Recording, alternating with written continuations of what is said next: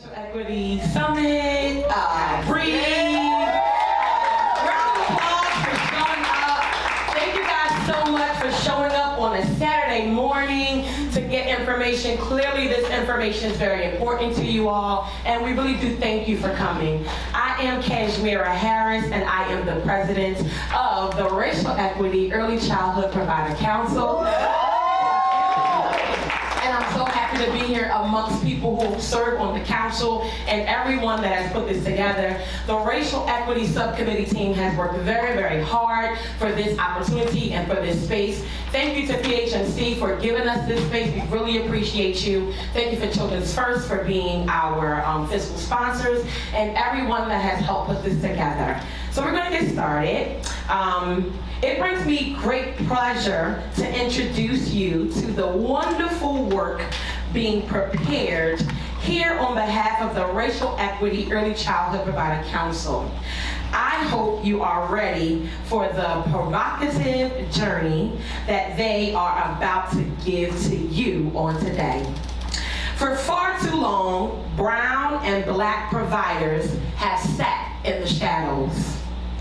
This group has done their homework and is ready to make some noise and start some good troublemaking conversations right here in the city of Philadelphia. We are extremely thankful to Children's First, our funders who partner with us in this work. Vanguard, Strong Start for Kids, the William Penn Foundation, and the United Way and Start Early. Thank you guys so much. For those being introduced for the very first time to the Provider Council, we are bringing voices to the city and state through our council of 50 early childhood providers throughout the city of Philadelphia and southeastern Pennsylvania. This work evolved from our work started by the Build Initiative in 2021, where over 450 early childhood providers and stakeholders were converted and interviewed. From that convening emerged what is now called the Racial Equity Early Childhood Provider Council with 5 subcommittees. Each of the subcommittees focus on equity and early childhood provider councils, focusing on a distinct task emanating from one of the core values identified in a comprehensive framework known as the Build Report. Since its inception in 2021, the Provider Council has redefined the council's definition of quality, set on early childhood advisory boards, advocated locally and statewide about the needs of providers and families, crafting the framework of a provider-informed citywide technology hub. We've engaged in a process alongside families and created a prototype the parents would like to implement this winter. We are currently establishing an infrastructure necessary for becoming its own entity. And last but not least, through the Racial Equity Subcommittee, we are elevating the voices of those impacted by the unjust burden of a broken early childhood system. Without further delay, I would like to introduce to you the champions of the Racial Equity Subcommittee. Ms. Eunice Bay, who is the chairperson. She and her subcommittee and the team have worked effortlessly and tirelessly to craft and document a document that reveals relevant updates, insights, and data-driven information to tell the story of our city's hidden, but not so hidden, inequities. Please join me in welcoming the amazing Miss Eunice Bay. Thank you, everyone. Thank you. Again, my name is Eunice Bay. I am many things. I am the chair of the Racial Equity Subcommittee. I am also the CEO, Executive Director of Raise Ferry Early Learning Academy. Welcome again. Today, we come together to shine a spotlight on a pressing issue that demands our urgent attention. the profound inequities entrenched within our early childhood education systems. In these crucial formative years where every child's potential should be nurtured without bias, we are confronted with disturbing realities. One such reality is the glaring pay disparity that plagues our educators. It is an injustice that those entrusted with shaping young minds often find themselves undervalued and underpaid, perpetuating a cycle of systemic neglect. Equally concerning is the alarming lack of Black and brown leaders and teachers within our educational institutions. Representation matters profoundly, yet our leadership remains overwhelmingly homogeneous. This absence of diversity not only denies our children the opportunity to see themselves reflected positively in positions of authority, but also perpetuates a cycle of marginalization and missed opportunities. Furthermore, we cannot turn a blind eye to the pervasive behavioral and mental health barriers that disproportionately affect our Black and brown children. These barriers are not inherent, but are a direct consequence of historical injustices, societal prejudices, and economic disparities that continue to haunt our communities. Today, as we gather to confront these stark realities, let us do so with an unwavering resolve and commitment to change. Let us envision an educational landscape where every educator is valued and compensated fairly, where diversity in leadership is the norm rather than the exception, and where every child, regardless of race or background, receives the support and resources they need to thrive. Together, we have the power to dismantle the barriers that hinder the bright futures of our children. Let us pledge to advocate tirelessly for equity in early childhood education, to challenge outdated norms, and to create inclusive environments where every child can flourish.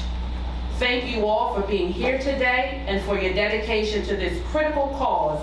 Let us forge ahead with courage and determination, united in our pursuit of a more just and equitable future for all. I would now like to introduce Anthony Guilford.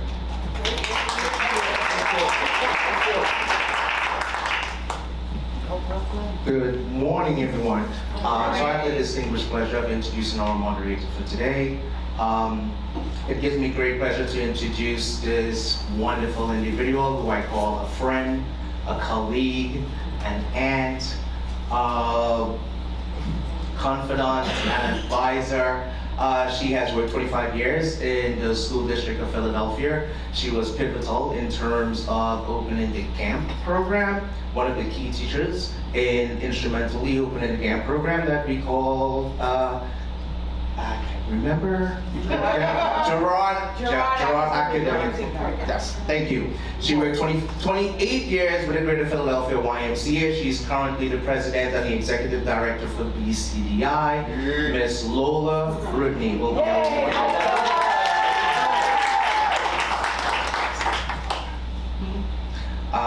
without further ado, we would like to move forward with our program.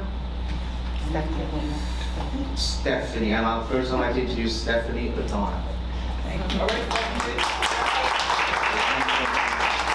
right, welcome you guys. We're so glad that you guys are here. For those that don't know me, my name is Stephanie, I don't know. I have been in the early childhood education field for too many years. I was a former early childhood educator and center director for about 15 years up until recently, and I am now a CBA instructor for a local college. And so I went from an early childhood educator of small children to an early childhood educator of future teachers. So I was mostly dedicated to the Latino community, serving the children, and now I am serving the future teachers, teaching in Spanish. So as early childhood educators, we embrace the notion of anti-bias, diverse, and inclusive early childhood education, okay? It's a way of looking at the growth and development potential of children, and it takes into account their cultural being, their cultural selves, with their families as a part of who they are. as part of their identity. And by raising issues of bias and inequities that we identify by the institutions and systems that serve those children, that's part of our jobs. As the Racial Equity Committee, it was evident that there was many limitations in this industry that prevent us from truly serving our communities, our children, our staff, and their families. So we understand that by addressing these identified inequities, we can truly change the system. We want to make noise, okay? For far too long, we've been quiet. We've made a little noise here and there, but the time is now, okay? So, addressing these inequities, we know that our goals are simple: quality education and care for all children, okay? We know 0 to 5 sets the foundation for children, okay? And any inequities during that age can affect them for the rest of their lives. That's right. Okay? If our goal is for the children, why are we allowing these inequities to continue? That's right. That's right. Okay? We're not doing our jobs. Okay, so child outcomes, educator retention. When we allow these inequities in regards to our teachers, our teacher pay, why? It affects our children. So the future of our children is at stake. Equitable pay and working conditions must change. Comprehensive support and resources in terms of translation of documents for our teachers, for our families. Those things must change, and it is not fair. And so we're going to continue, and we're going to have those discussions today, and I hope that you guys will be understanding more in depth and be on our sides in that area. And at the end of the day, social justice is our main goal. Okay. Racial and economic equity, addressing all inequities, helps combat systemic racism and economic inequality, promoting social justice within this education system. And representation, increasing the representation in ECE ensures that diverse perspectives and experiences that inform policies and practices leading to a more equitable outcomes for all children. We're in it for the children. Okay? So addressing these inequities is essential not only for the well-being of educators, but also for the children and the families that we serve. It promotes a more just and equitable society where all children have the opportunity to succeed and all educators are valued and supported in this crucial role. So for the next bit of time, while we're here, we're going to be discussing more about some of the pressing issues that the policy brief highlights, and you'll be hearing more about from some of our most experienced panelists in the field. And I hope that you guys will come out of this fired up and ready to work hard. And without further ado, we're going to be watching a video from one of our committee members, Sharon Nielsen, who could not be here today, but she had a message for us. Thank you.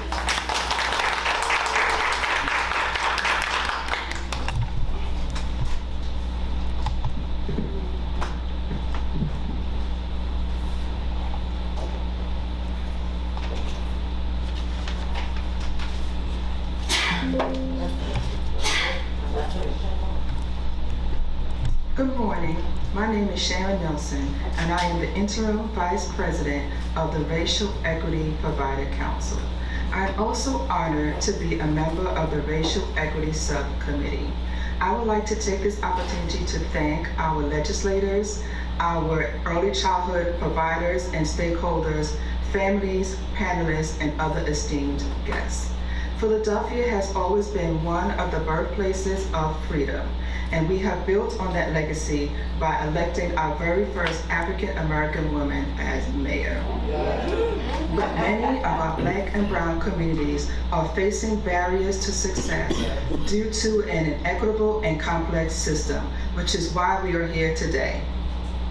Today, The Racial Equity Subcommittee is going to highlight a few of these inequities and give some recommendations so that together we can build a stronger city where a person's ethnicity, race, gender, and family structure is no longer an indicator of negative outcomes. Thank you and have a great day.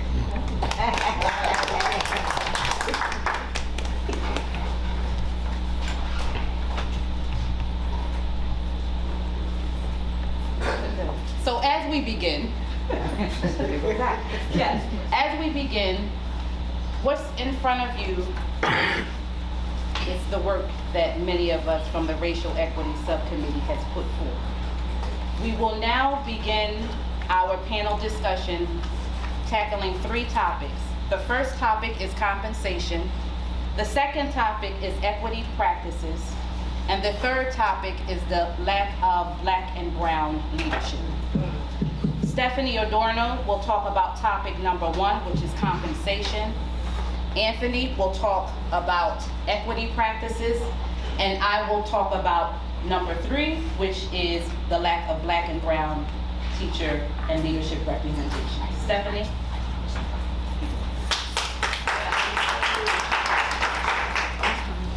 You need this microphone? All right. Okay, I'll keep the microphone then. Okay, so in your policy brief that you all have, you can follow along if you'd like. But we have encountered, and I know that you guys all, sorry, I know that you guys all know that this is an issue, but teacher compensation is a significant issue in the early child education industry, okay? So we need to increase teacher compensation. One of the problems that we found, aside from just overall low compensation, is that Black and Hispanic early childhood educators are overrepresented in roles that place their wages at the bottom of the already low teacher pay scale. Okay?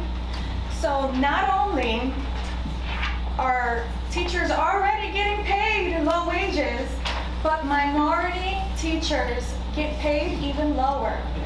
Okay?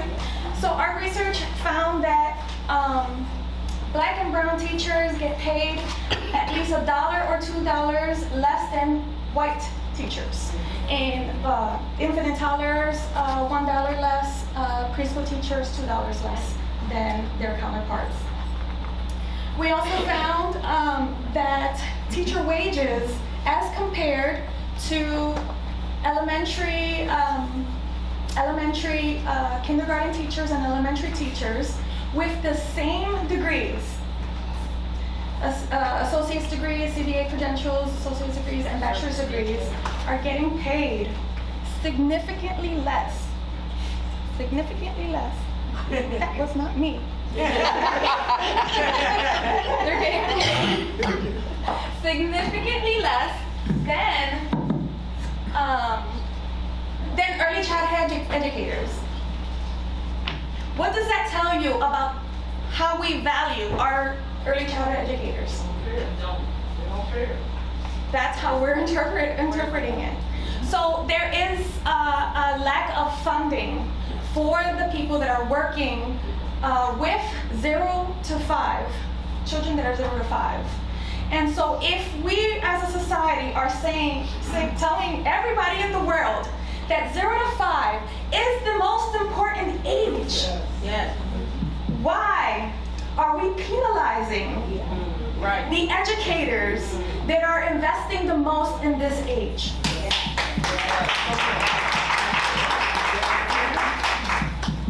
We also found, as part of this issue, that there are a significant amount of teachers in early childhood education that, because of the low wages, are supplementing their income with public assistance programs, such as WIC, public health insurance, and other public programs. Why should they have to do that if they have the same education and background as other teachers? And so We have done the research, and so we will be discussing more about these issues, and we're gonna discuss more about some recommendations that we have at the end of this panel discussion. Okay, and so Eunice will talk about equity practices.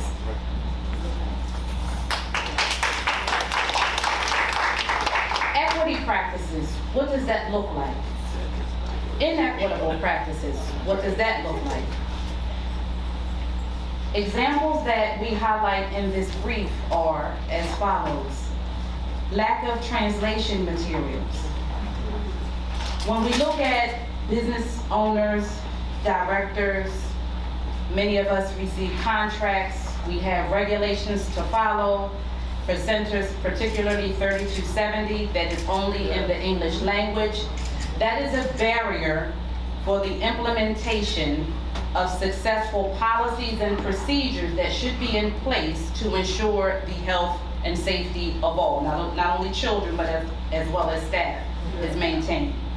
Translation of materials could also be RFQs that are sent out to the public for everyone to apply. If it's only in English, that creates a barrier for our Black and brown schools, high quality early childhood educators to apply. When we think about inequity practices relating to Black and brown children achieving or receiving equitable practices as it relates to behavioral and mental health, we all know that the city of Philadelphia's behavioral/mental health system is a complex system. Couple that with Black and brown children who are in desperate need of services, but providers and families can't navigate through this system. So how do we ensure that optimal development and growth occurs, especially in the formative years, particularly in the ECE sector? We are building the brains of these children, preparing them for kindergarten and beyond. So with these barriers in place, do we do that? Read the brief and we're going to give our recommendations. I would now like to bring Anthony to discuss the lack of Black and brown leadership.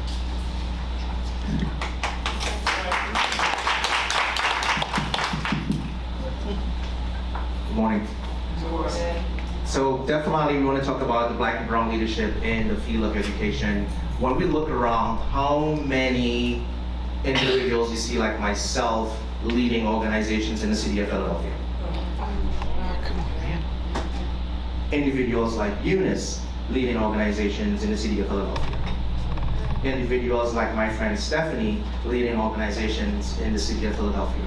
We are less than 5% out of all organizations. So what we want to do basically is we want to move that needle in a sense. So we want to create programs to move individuals like myself, Eunice, and Stephanie into leadership roles across the city of Philadelphia. So we're looking at PD programs, all right, professional development programs to enhance and assist people like myself and my peers in terms of elevating to leadership roles. We want to create policy reform. We need policy reform actually to elevate people like myself into leadership roles. Those are some of the things that we highlight in the brief that you guys are going to read today. That is pivotal in order to move in the needle when it comes to Black and brown leadership in the role of education. And we will move the program right along. We will now give Ms. Lola the microphone to discuss and introduce topic number 1, which is compensation. Okay, in terms of compensation, it has many effects upon early childhood education. So I'm going to go right to my dear friend, Dr. Leslie Spina, and ask the first question: in which way has the pay inequity affected the stability and the financial viability of your program? Thank you. Thank you very much. I'm so happy to be having this conversation with all of you, and I am honored to be here. You know, when we think about the fiscal system, it's not the only challenge we face in the industry as we're hearing about this, but it is the underpinning that leads to so many of the other challenges. It continues to plague the profession and the industry, which are two different things, even though they're aligned, with this certain instability. And we allow this to continue to happen, all while we say we want you to raise children up. We want you to invest in families, and we're not investing in the people who are doing that work to begin with. So that's the challenge. When I think about sustainability and viability, I think they're two distinct things. I think there are two buckets. Sustainability is our ability to maintain stars, our ability to plan for the future. With the diminishing extra money, I almost hate to say that, but with diminishing margins as costs have increased, we don't have the money to put away for when there's a roof leak, for when the heater goes down. And so everybody is one problem away from not being able to open those doors. And I think of viability as a different part. Pay disparities, I think there's no other way to say it. Pay disparities are immoral. We should not be paying the people to do the same work at different rates, right? And this is highly aligned to racial disparities. When we think about the numbers of people, who, even compared to K-12, the percentage of Caucasian men and women in that field compared to early childhood, it is significant, and it is very aligned with how we pay people. We continue to keep these wages low. Our state, our country does minimal investment because as a society we don't say this is not acceptable. In this Commonwealth, our early childhood programs, other than pre-K counts, fall under the Department of Public Welfare as opposed to the Department of Education. And so right out of the gate, it takes us out of that professional lens and into this other thing, the handout, right? We're not asking for a handout, we're asking to educate the people who do the work, the children who come to us, and the families that have this work. So how is that about pay disparity only? All of those things are together. The Venn diagram gets closer and closer and closer, and it builds on it. So let me ask you another question. How does that impact your ability to hire high-quality staff? So that's multi-layered, right? And Yes. I would take the next 3 hours to answer that. So I got 3 minutes. She's gotten hard, I've heard. So how that affects us is, one, there's the stigma of, oh, early childhood isn't real teaching. The stigma exists because it's not real teaching if you need WIC and you need other subsidies to be able to support your family. They're not wrong. We should not have teachers who cannot support their own children. And the state is paying for them one way or another. So if they invested in this industry, it would help us keep, attract and retain those higher level qualified teachers, and also build the pipeline. So it definitely affects it. Teachers who are coming out of school are being counseled out by this, I see should give me that, are being counseled out by their parents, but also by higher ed, because you cannot come and make $12.43 and pay your college loans. Or feed the baby, right? You can't feed the baby. No. Okay, so, that being the impact, and you being the director and an owner of a child care center, what do you think you'll have to do in the future to make sure your business as such continues to be existing? So, we continue to work on this. We have from the beginning. I have the great fortune of loving the work I do and being especially invested. It's very hard to get people to sit in the seat for the low wages that I made more when I worked at General Electric as an accountant 30 years ago than I would now if coming into this industry. So it's a real shame, but making sure that we are closely watching those financials, helping the people who do this work have fiscal training so they understand the contracts, the implications, cutting out all kinds of waste, but also creating an environment where people say, I love this industry, I want to stay. That's the first step. It's more important than anything else, because you can't hate what you do and come to work and not get paid anything together, right?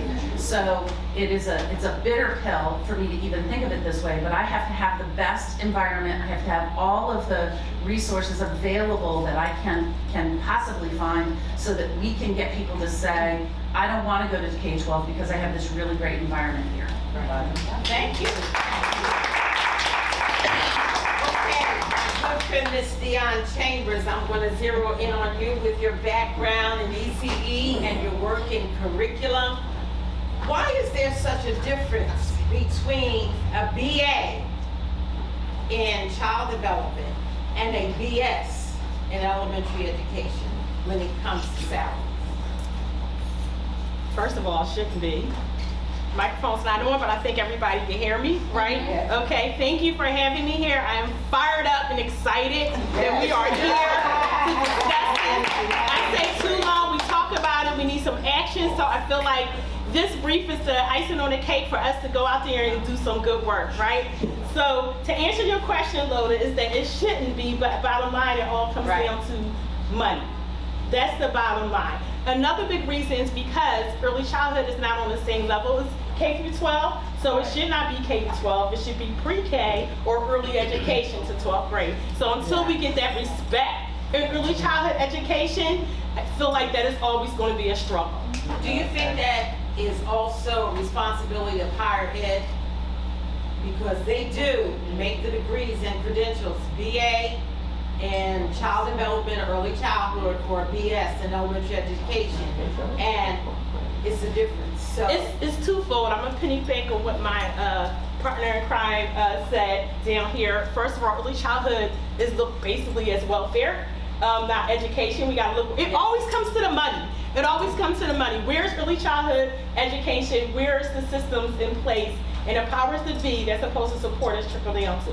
So until we are seen as an educational entity, and the money is following through to make sure we're supporting the workforce, bottom line, heart, soul, blood, sweat, and tears is what we have, but at the bottom line, you gotta show us the money. all right.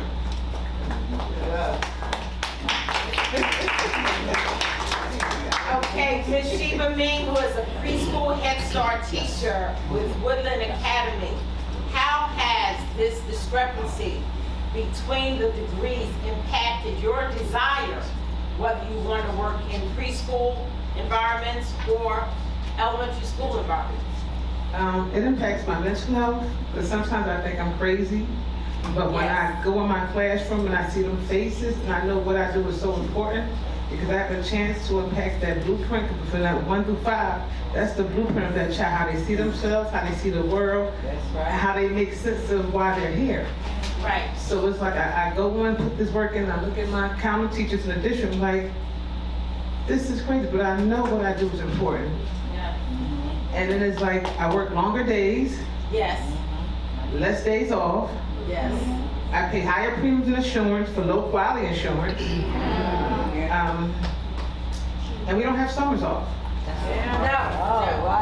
It makes me feel like I'm crazy, because I can go in the district and make more money, but I'm not going to have that impact on that blueprint. And I know that's so important for our children from birth to 5 years old. So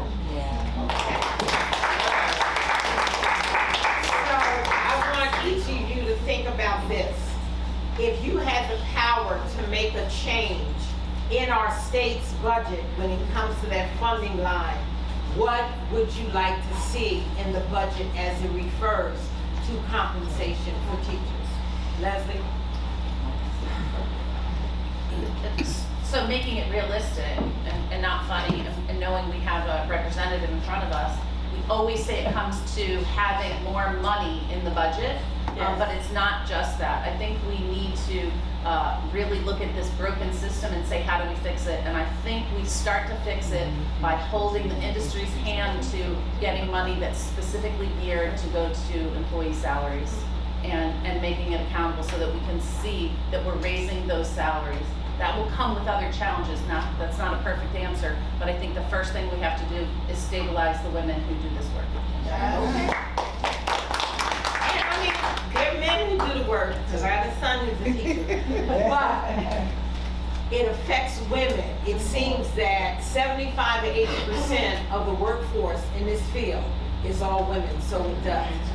Sheba, what's your wildest dream for the budget? To be able to have a decent living. Like I find myself skipping and scabbing and robbing Peter to pay Paul, trying to make sense. Like I adopted 3 kids and my son needed counseling because he didn't understand why he was in a system, why his parents couldn't take care of him.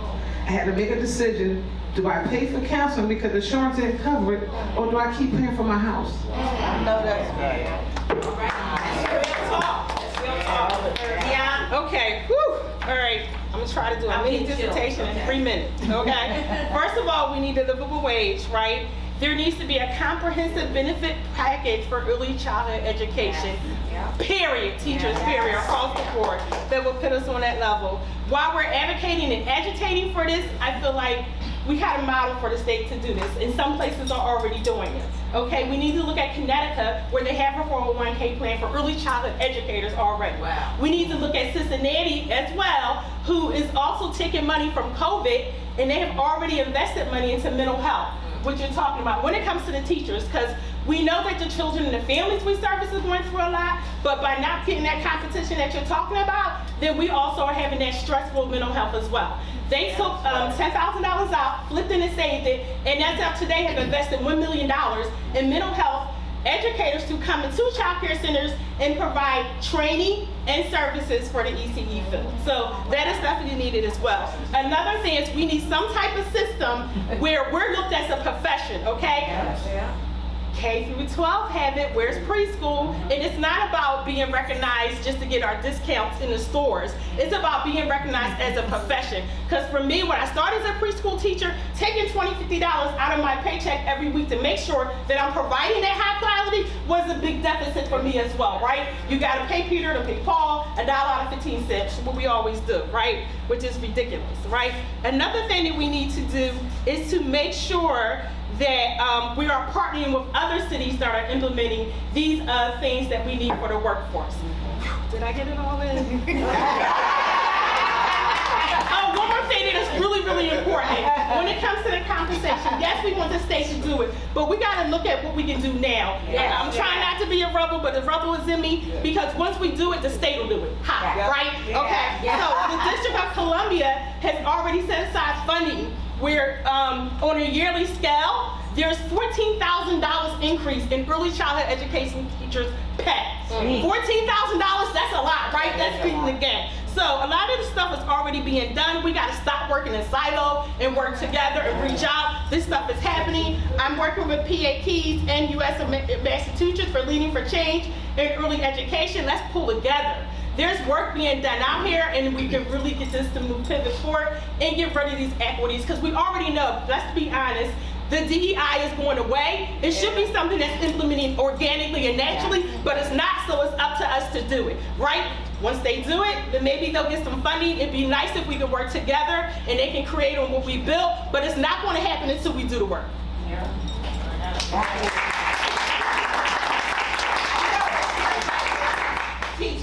Preaching to the choir, but you have to get this emphasis in and help you to understand why in Philadelphia, of all cities, with the way we are structured, this needs to happen, and it needs to happen sooner than later. Yes. Sheba, okay, Leslie. I want to add one thing. We talk about pay parity a lot, Yes. but we don't talk about parity and reimbursement rates for student rate.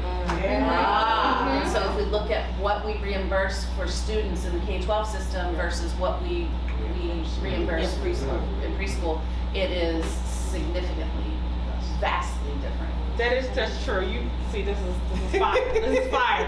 Another big thing too is if you are a teacher working in a child care center, you don't really get that loan forgiveness, right? I wouldn't get it unless I elevated and I had support to become a leader, right? And now I'm working in nonprofits. I have my own business, so I can get it, right? So a lot of the teachers do not. The teach program just don't work for everybody. It doesn't work for the providers. It doesn't work for the teachers. We can go into why later, right? There are different cities and programs that are working to make sure that preschoolers get that loan forgiveness, because that's fire right there. That's why we're losing them to the district. That's why we're losing them to elementary, primary, however you want to put it, even higher ed. That's ridiculous that we don't get loan forgiveness for being a teacher in an early childhood education setting, because most of the organizations are private.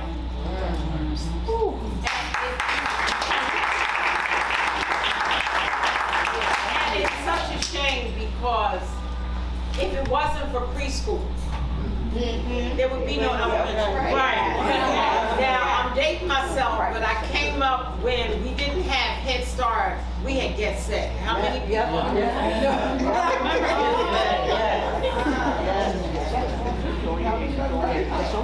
Okay, they want me to announce the cards are being passed out. If you want to ask additional questions, please take a card.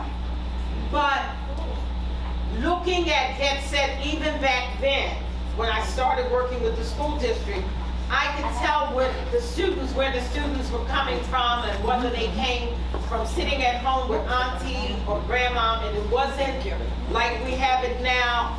But if there was no foundation being led or laid for children in preschool, when they got to first grade, kindergarten or first grade, it would be awful.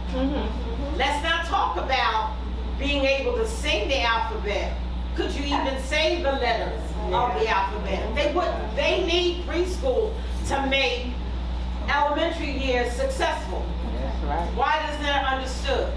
And why don't they get the, let me shut up. Okay. I'm gonna go back to Sheba, because I'm gonna say you're the youngest amongst us right here. This family. Hey, how Just because you know me a long time.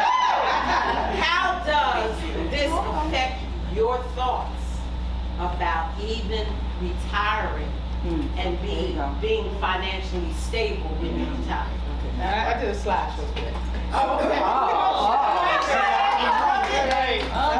She said, Okay. Can you get Steve? how do I get to the next? Press the side button. Where's Steve? Sorry, I gotta find Steve.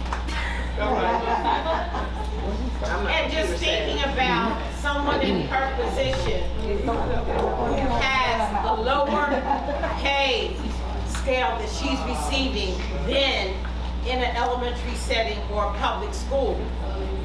Does her center provide retirement benefits? That's a question.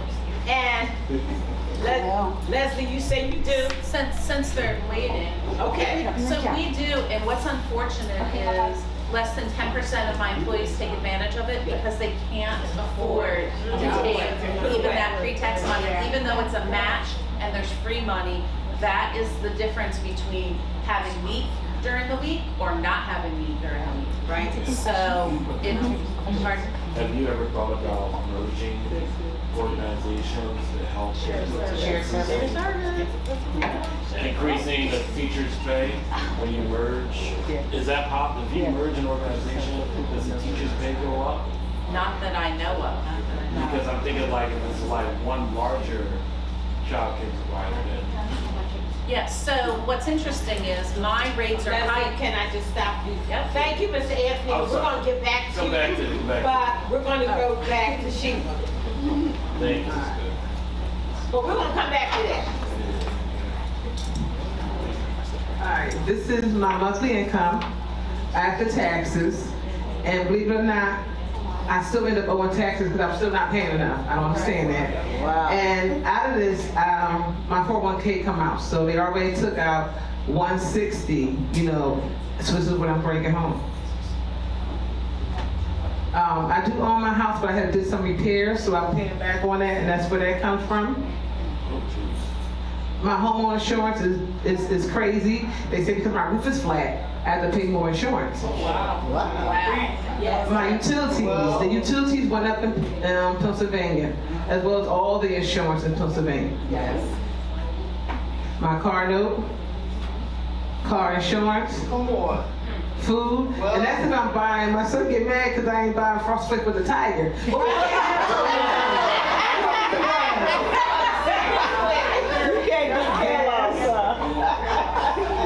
And I also have an IRA because I started out late, so I'm trying to catch up. But they told me I would have to save $500 a month for me to retire comfortably. I'm nowhere near that. What do you do with the $49 then? Well, that's a negative. So what I do is I'm switching money around to make that 150 my IRA. Pay Peter, steal from Peter. That's it. And this does not include emergencies, entertainment, or any other miscellaneous items that may arise. Clothing for children. I will have to not pay all my utilities to do other things. So you gotta pay your mortgage, you gotta pay the homeowner's insurance, I gotta pay my car note so I can get to and from work. This is my actual paycheck, this is how it goes. And the thing, she actually still has a smile on her face. And she goes to work every Monday to Friday and is dedicated to the children. She's every time that winter. Something needs to be done.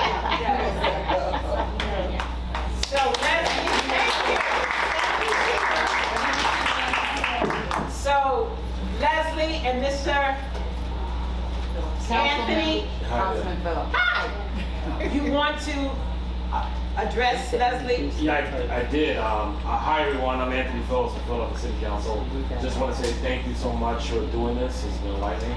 I'm the chair of Children and Youth, and I just was thinking about. You want to stand up and just face the Yeah, we were going to introduce They have to introduce them We were going first. to Yeah, good. It's fine. I have to leave soon, so I'm out to. Okay. Councilmember, 1 second, let Khadijah come up. Oh, Khadijah.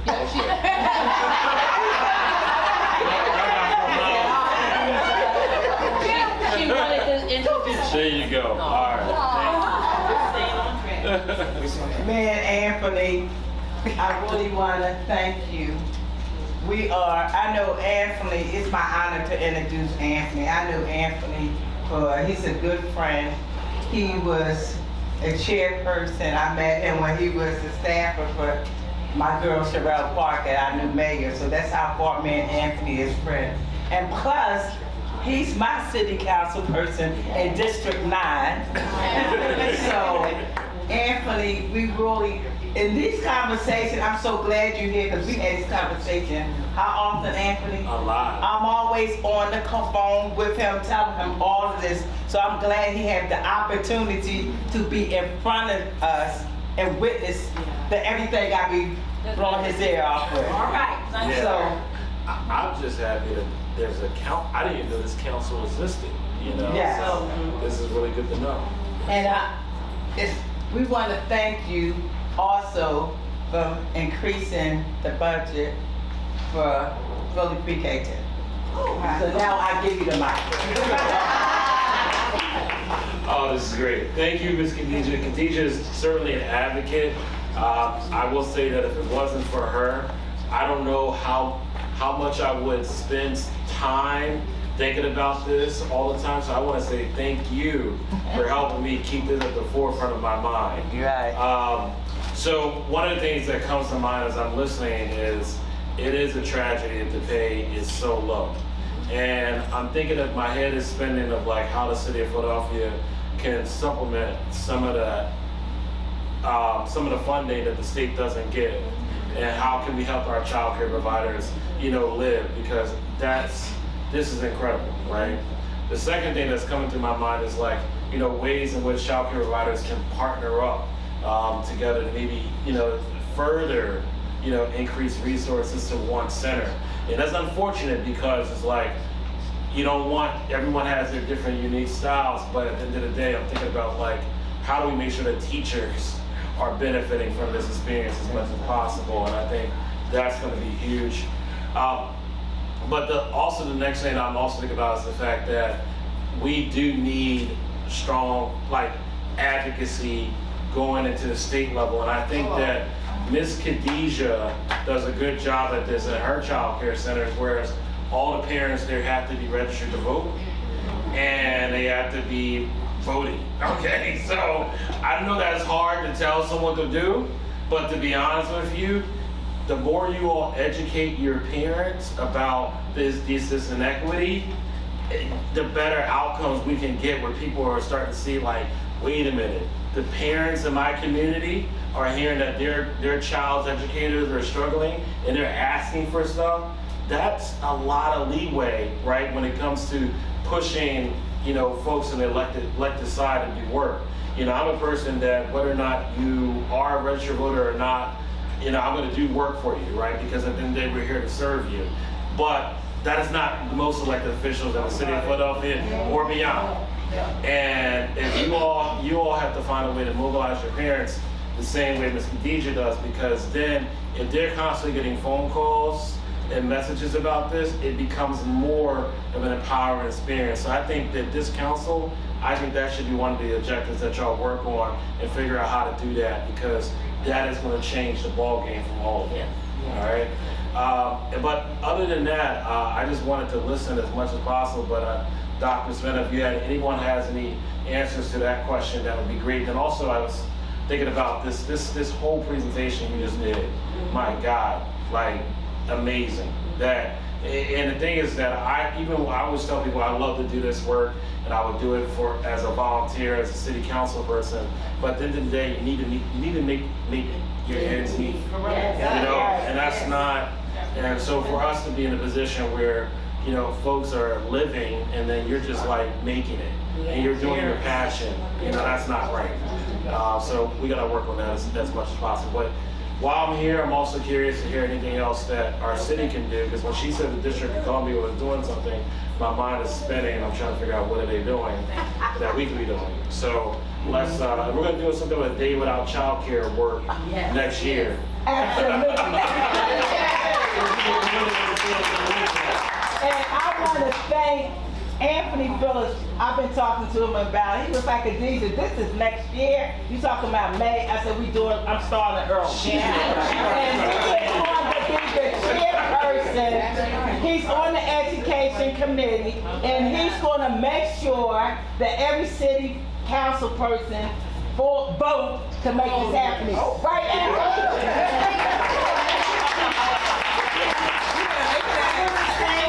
Anthony for speaking, and I want to, can you give our first panel a round?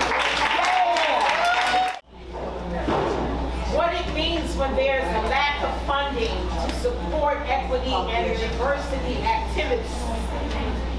We're going to start with Stephanie and Damaris. Damaris is the owner of Children's Playhouse and president of Latinos Educando Juntos. Yeah. All right, thank you. And we're going to have Stephanie Adorno, who's the CDA instructor at Esperanza College. I'm going to start with you two ladies. How has the lack of funding impacted attracting Latino providers or representations to the field of early childhood education? What funding? Because we don't get any. So, Damaris, behave. Hi, everyone. The lack of funding, I feel like it's impacted us because a lot of our providers do not know what type of funding are out there. They really just work as though they're babysitters. I mean, they're so passionate about what they do, but they don't really understand that first it's a business. Right? Yes. So they're not prepared, and they really, whatever little money that they do receive, they invest it back in their children and families and just make, ends meet. I want to say that they don't understand it, and they don't feel as though they deserve more mindset, if that makes sense, right? Yes. That they just settle with what's they're given, and if they're okay with it, and they don't fight, they don't question anything. Until 3 years ago, Latinos Educando Juntos was like, we need to raise our voices, and we need to kind of ask what's fair, and this is not fair, and you cannot, live with this amount of money, and you have to request, and you have to fight for what it is and advocate for more funding. I feel like if they had more funding, or we had more funding, they would be able to really, really provide more services to our Latino and Latinx community and children and families. Okay, Stephanie, what's your take on it? I think one of the major problems is also the language barrier. Yes. So even if there was funding available to all of us as a childcare industry, sometimes the language barrier is a problem because we get the information last. We have to wait for someone else who is fluent in the language to be able to hand down the information to other providers, to then everybody else to say, oh, is that what that means? Is that what is available? Oh, but we're gonna miss the deadline. So, we may not have enough time to get our, information together, to get everything that we need to be able to take the opportunity to be able to take advantage of whatever funding opportunities are out there. Another problem that we have is access to professional development in our languages. Right. And I'm not just talking about Latinos, I'm talking about other languages of other providers here in city of Philadelphia. So when we, there's things that are out there that are available to providers, what about those providers that are not, English speakers? Yeah. So, there's barriers, economic barriers, there's cultural barriers, there's a lack of advocacy for these providers, and so it's a problem. Okay, so here's the next question, does that also impact the opportunities for you and Damaris to stand up and speak out and lift your voice? Are there rooms or are there other openings where you and Damaris and some of your colleagues can go and stand? Are you given that opportunity in the midst of higher ed, any place, to really stand up and say, this is what we need, this is what we demand, and this is why we need it? So there are not enough rooms. There are a few rooms now, and that's because I'm not asking permission anymore. All right. If that makes sense, right? Yeah. I remember Sean Perkins, he's in the room. Hi, Sean. There was years ago, Sean said to me, I said, I'm frustrated, I'm over this. And he said, your voice is very powerful, and people are listening, keep going, right? And I said, thank you, that's all I needed. I needed that foot through the door. So I am very lucky to be able, I'm probably one of the only Latina providers in my status with. I partner with the school district, I'm in every table, and I've been advocating for 22 years, right? So I'm here, and I realized that through COVID, I was the only person at tables, and then that's when Rosanna and I was like, let's go make Latinos Educando Juntos, and then let's just provide that space where other providers can come and listen to the information, get opportunities for those grants, right? And so on and so forth, and bring other partners on board so that way they can share what's happening, what opportunities there are there. I did something very simple. What we did, we hired a translator. All right. Duh. And that was with no money. So this is a small nonprofit organization with no money, finding holistic ways on how to connect all our partners together in one space to provide resources to everybody. Where every other organization out here, and I'm just gonna speak as frank as I can, has buku bucks and millions of dollars to figure this out. And LEJ figured that out for everybody. So now, we're talking about it, people are listening. We're not where we need to be yet, but we're not gonna stop doing what we're doing. Yes. Amen.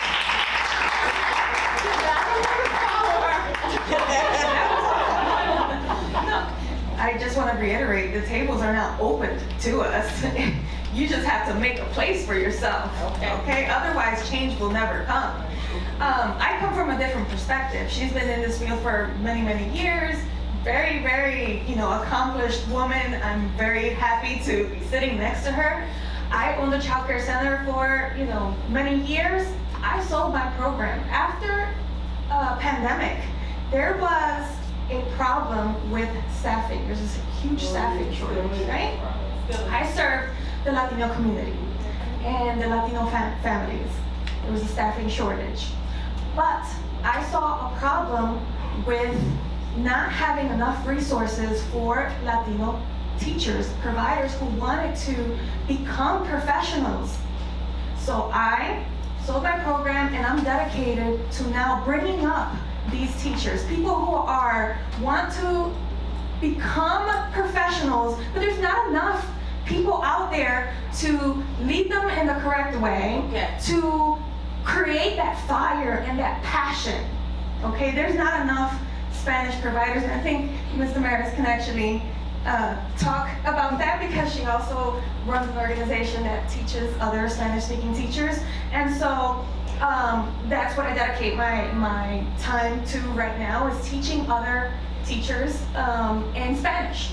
And so if we do not create these spaces, if we're not putting ourselves out there, nobody's going to give us these opportunities. And so that's what we're here to do.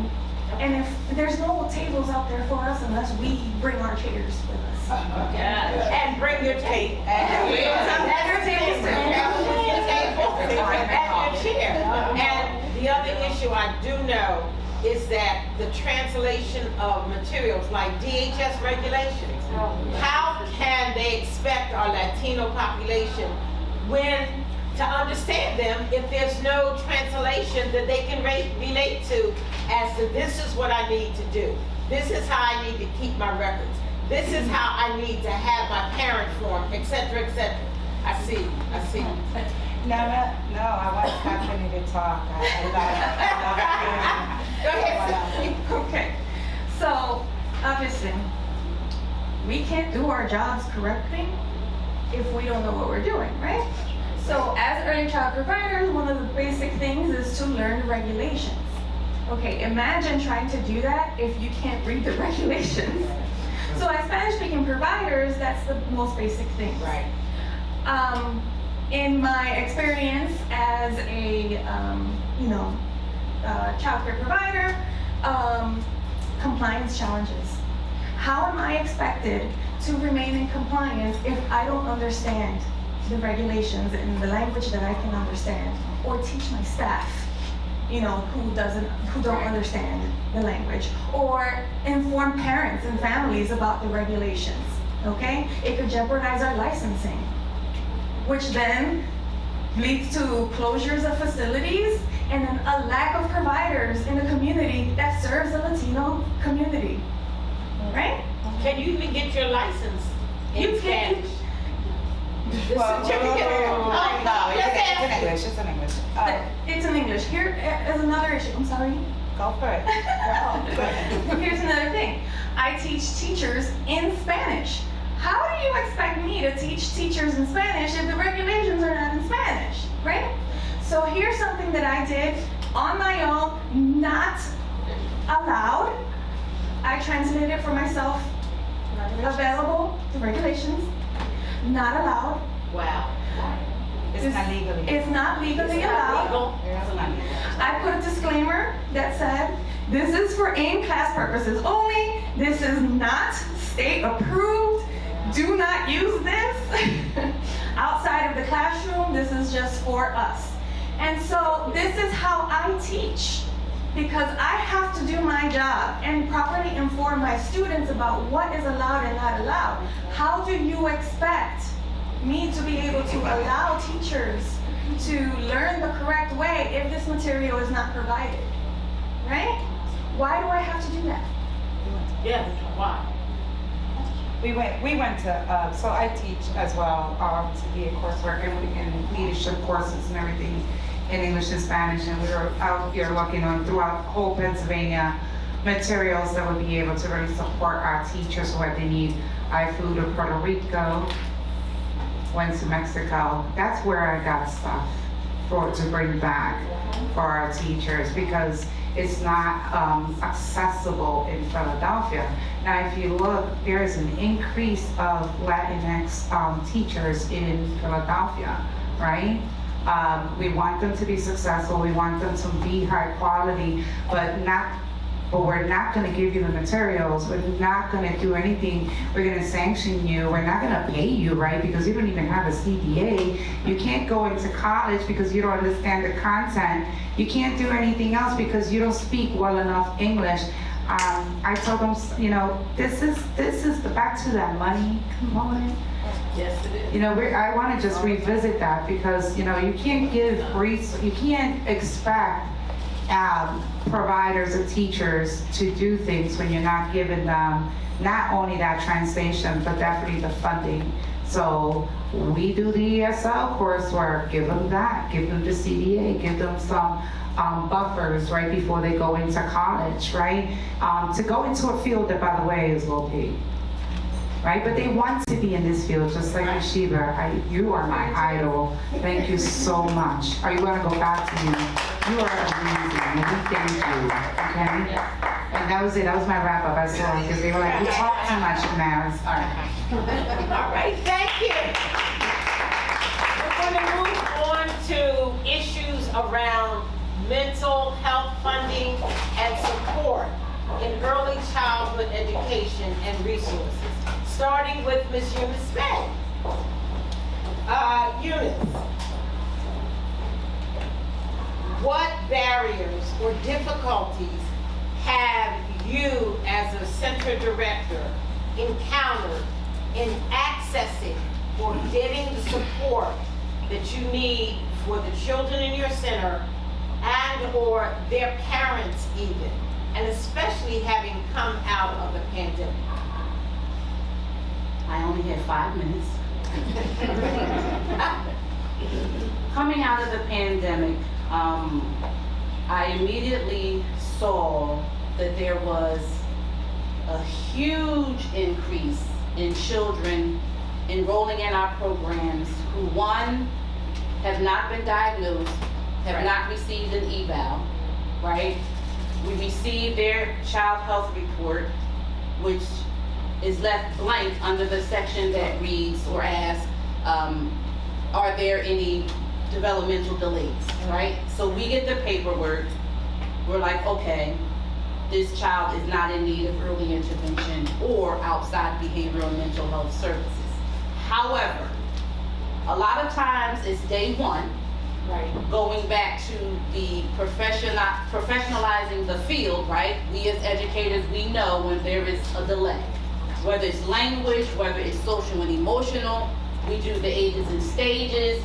We have communications with the teaching team and communication with the families. COVID has impacted everything that we do, right?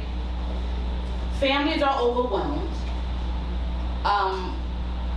Many of families think that their thought process is, let me give my child a tablet.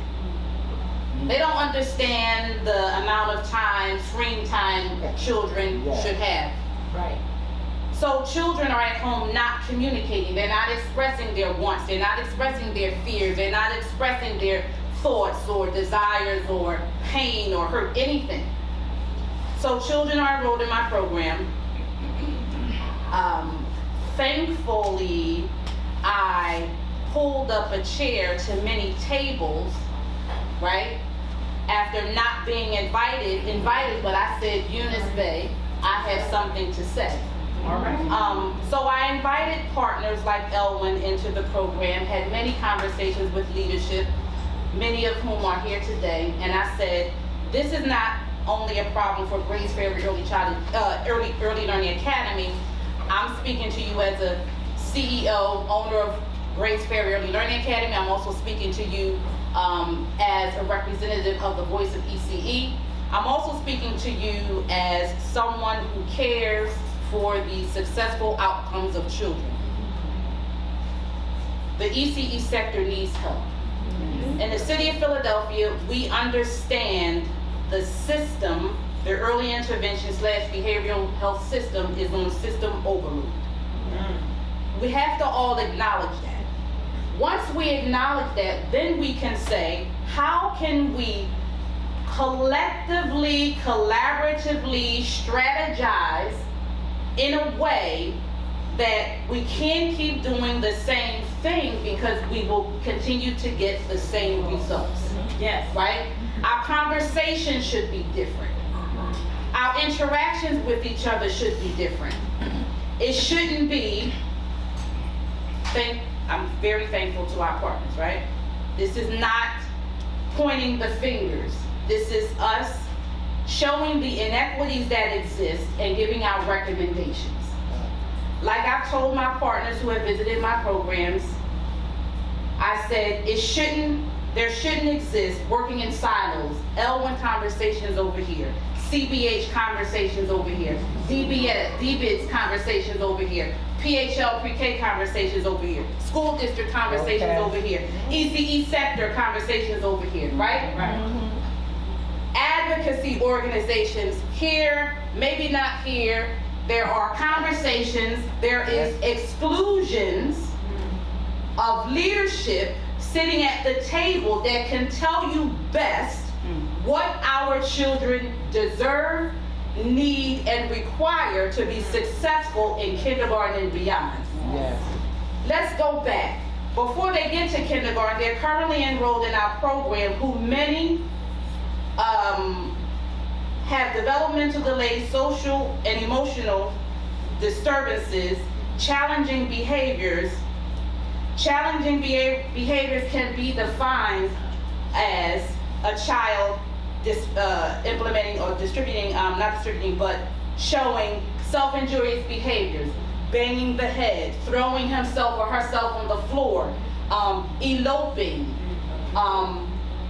Pre-K ratio is 2 teachers to 20 children. Hypothetically, if there are 5 or 6 IEPs in the classroom, 2 with PCA ABAs, right? PCA ABAs that are Monday through Friday, 8 to 2:30 p.m. If it's 2 PCA ABAs, 2 teachers, a SI, a PT, OT, that's 7 adults in one classroom with 20 children. Right. I'm not saying that our children don't deserve services, but what I am saying, when we talk about suspension and expulsion, which my colleague will, providers feeling overwhelmed, teachers feeling burnt out, right? Families feeling like, I don't understand, do I contact L1? Do I contact CBH? Do I contact DBIDS? Where do I go? What do I do? Providers feeling the same way. There should be, we have to make this easier, right? Many other states are doing it. A lot of times, it doesn't take a PhD to solve societal problems. It really, we can do this. When we network and we introduce our partners in the classroom, Elwin can tell you they service for Philadelphia over 10,000 children. This is not including those who are on the wait list. So what does Eunice have to do? Eunice has to, as the owner and director of Grace Ferry Early Learning Academy, I have to roll up my sleeves and go into the classroom to support my teachers who feel like it's 6 people in my classroom, I have 20 children. They don't have to ring the alarm. I see it. The children, I hear the child is sensory overload. They're screaming. This one's screaming, that one's screaming, this one is crying. The typical children are like, I can't learn, right? So what do we do? The barriers that exist in our programs, they don't have to. Not for the children that we serve, the black and brown who already, and we're in a comfortable place, right? We're in a safe space. So we're going to talk about things that may be uncomfortable for some and the reality of many. when we talk about the prejudice, when we talk about the racism, when we talk about privilege, we're talking about children who society have already written off. We didn't even talk about developmental delays. We didn't even talk about trauma. We haven't even talked about COVID. The reality of it is many children who we serve have been affected and impacted by the gun violence that is plaguing our city, which is the city of Philadelphia, right? Not only teachers have lost their loved ones, families have lost their children, their spouse, the list goes on. Children have seen that. So when they come into a program and doesn't have any expressive language, how do we think that's going to play out in school?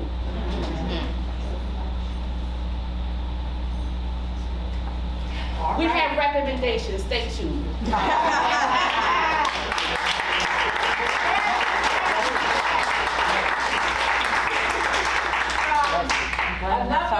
One director to another, Damaris. She's describing the average classroom on a daily basis. What have you seen as far as a higher level of frustration or a lower morale when the teachers coming to work every day? Well, I don't want to go after that. I really want to kill my time. I saw the thing. But I do have a video to share.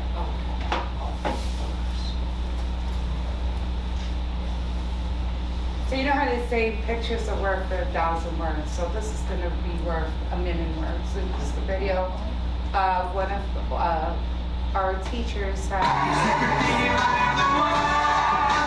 Yay. Yeah. There you go. Can you make it bigger? On the bottom, it has like that. Okay.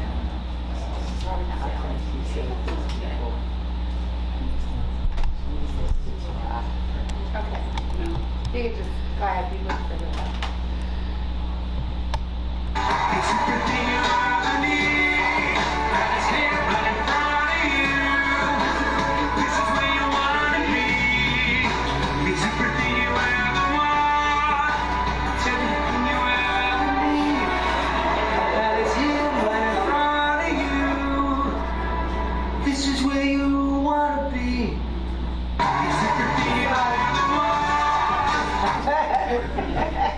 it's really funny because he was really into it. It really shows a lot. It says a lot, right?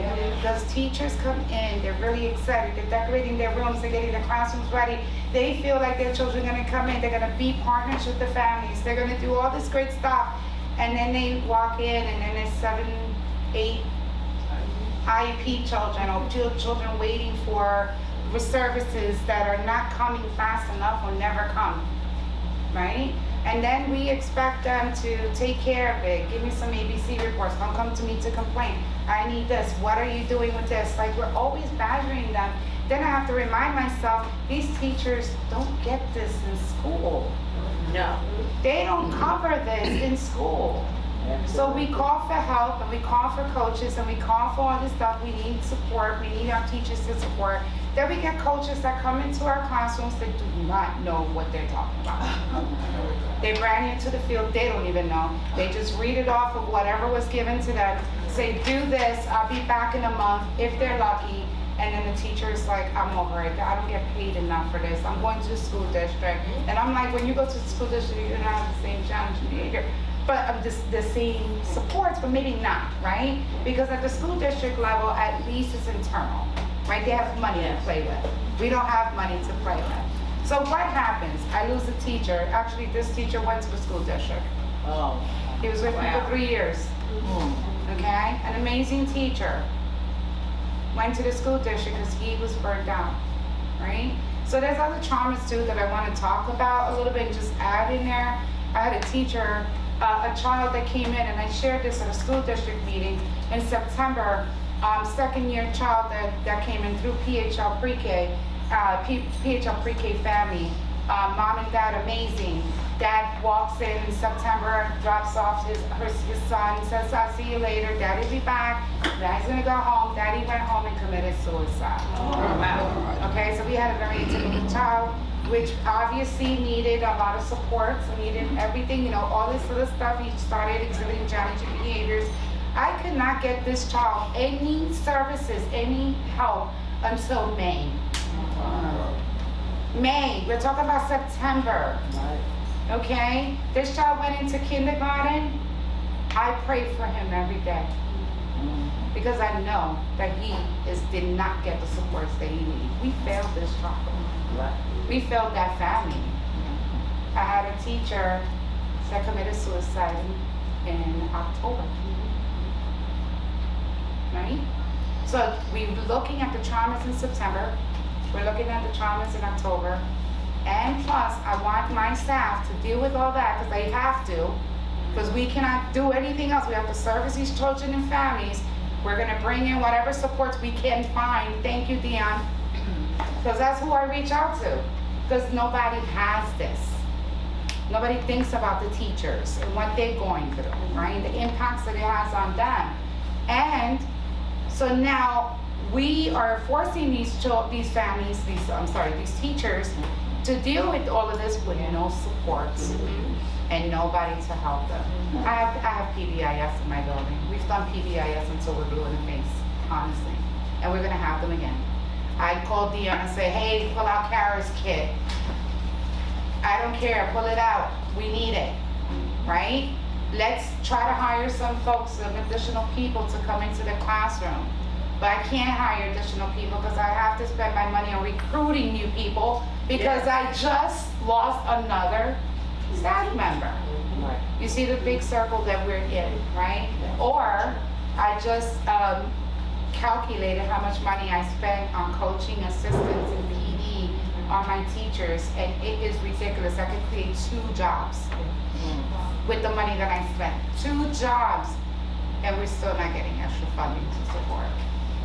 So I want to stop there because I just think I gave you a big picture of what it is.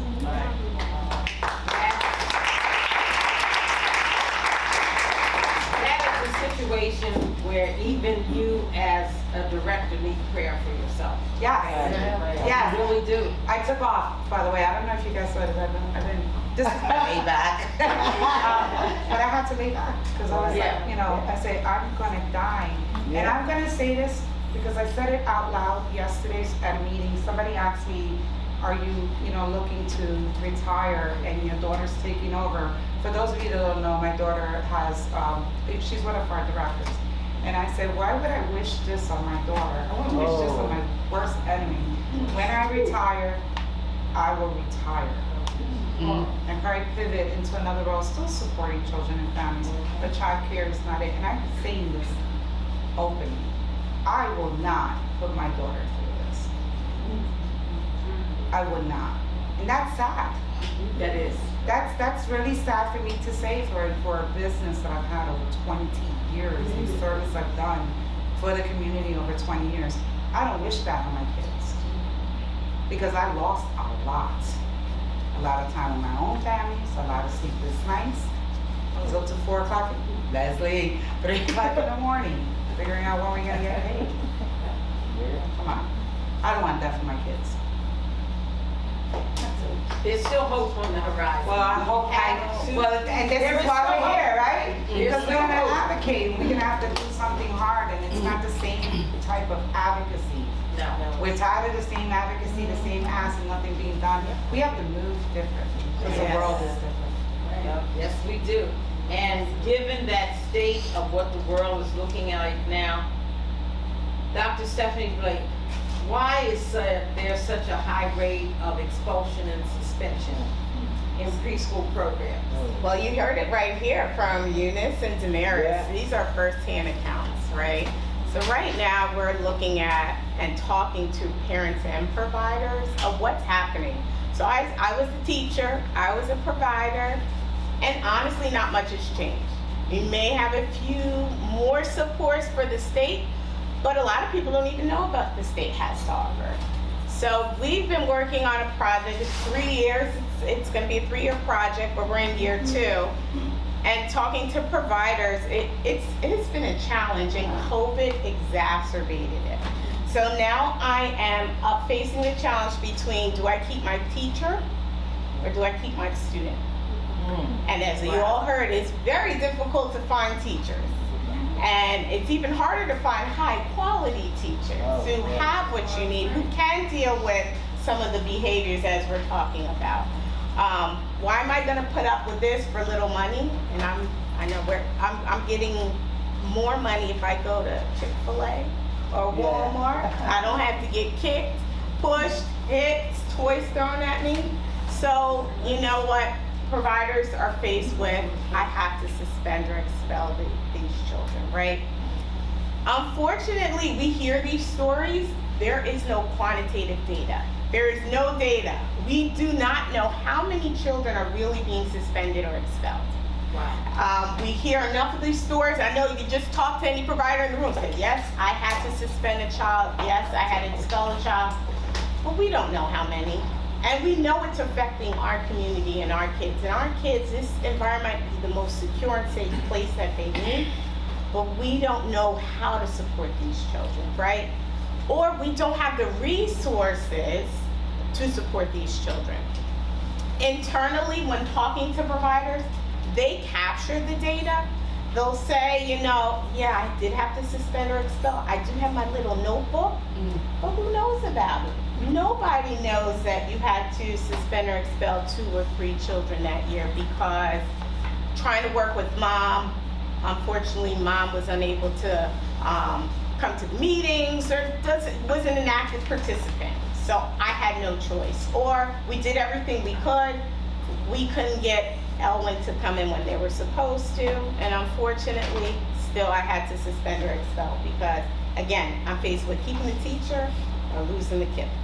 And then also we're working on this data, talking to parents and providers across the state. So it's not only in Southeast Philadelphia finding out what's really happening, and we see a little bit more diversity in Philly, so more of our Black and brown leaders are serving Black and brown children. Thinking about across the state, you know, are we seeing more of those children of color being suspended or expelled? And I say, I'm leaving on the cliffhanger because we're working on that data and the report's coming out next year to really examine, does that affect our children? And we know it does, but they'll have data to back that. Our policy, so I say when you go to the hospital, regardless if you go to Temple, Jefferson, or, you know, CHOP, there's a standard of care. We have no standard of care when it comes to suspension or expulsion. Yes, we're in the PAPs and we have to have our STARS program. We have to have a policy related to suspension and expulsion. But my policy may look different from your policy, and so forth. So where's our standard? What is our policy on how do we communicate with our therapeutic organizations? And again, we're taking these children in, and sometimes they do get identified as needing, say, an IEP or additional resources, but I don't get any additional funding to go along with that to support what the kids need, right? So it's becoming a challenge, as you heard, and I've just heard so many stories. I've already talked to 50 child care providers in this area, and we've collected survey data, and you'll be surprised the amount of programs do not realize there are some supports, maybe not the level of supports that we need, in regards to mental health services, because it doesn't only affect the child and the family, but it affects our teachers as well. So let me ask you this, and then we're going to take a break. If we impose a concept and really practice, it takes a village. Yep. If we pull health agencies, policymakers together, all of those entities, funders, do you think this will have an impact if we really do pull the concept of it takes a village and implement the strategies to get the village to work? Will it impact what's happening with expulsion and suspension? Of course. So right now, as we say, the early intervention system is very difficult to navigate. So maybe a family may need services from Elwyn, and then Elwyn says, hey, sorry, your child's fine, you don't need any services from us. Well, now I got to go through CVH. And that's another pathway. So it's very complex. So the parents trying to do everything to support their child, but if I'm having a hard time navigating one system, I'm not going through this side of the system to figure it out too. So we need to figure out how do we really bridge those communication gaps, because as I talk to providers, some are like, yes, we talk to whoever comes to our building, we have those IEP meetings, we involve the teachers, and then you have some programs, it's like, and this I witnessed first personally, yes, there's a therapist that comes in, and I said, oh, okay, what does the child need? I'm not sure. I know they come in once a week to support the child, but the teacher doesn't know why the child's getting service. So that's a huge disconnect as well. How are we doing intake? And I'm going to advocate for the Head Start model, because the Head Start model looks at the entire family. So it's not just, all right, fill this paperwork out, you're ready to start on Monday, maybe you take a tour, maybe you don't. Head Start, you actually sit with the family, you have a family partnership agreement with the program and the parent, find out what the parent needs. Maybe the parent needs some support, mental health resources. We kind of find out some of that preliminary information. Yes, the parent is not going to tell you everything. Maybe the parent's not going to tell you have the IEP. That's fine, but at least we're starting to build that relationship. It's a trust thing with our families and us. We're new to them, they're new to us. So how do we build that? So if we get the parents involved, more of a chance we can get the therapeutic services involved. And we gotta fix it ourselves, because this is getting, I feel like, worse and worse. And also, I feel like we're starting to see our young babies on the news, because we're not fixing the issue now. Right. So what are we doing to help and decrease the preschool to prison pipeline? So this is so important. We have to figure out, if we're not getting funding, communication doesn't cost anything. Right. We just need to convene each other. And if I have a child, we have to work together. Because if I have a child and they bounce to your program and then they bounce down the street, it's all of our issue. And then they go to the neighborhood school. So we need to figure this out together. It's just not a me issue, it's a us issue. We got to figure it out. Thank you.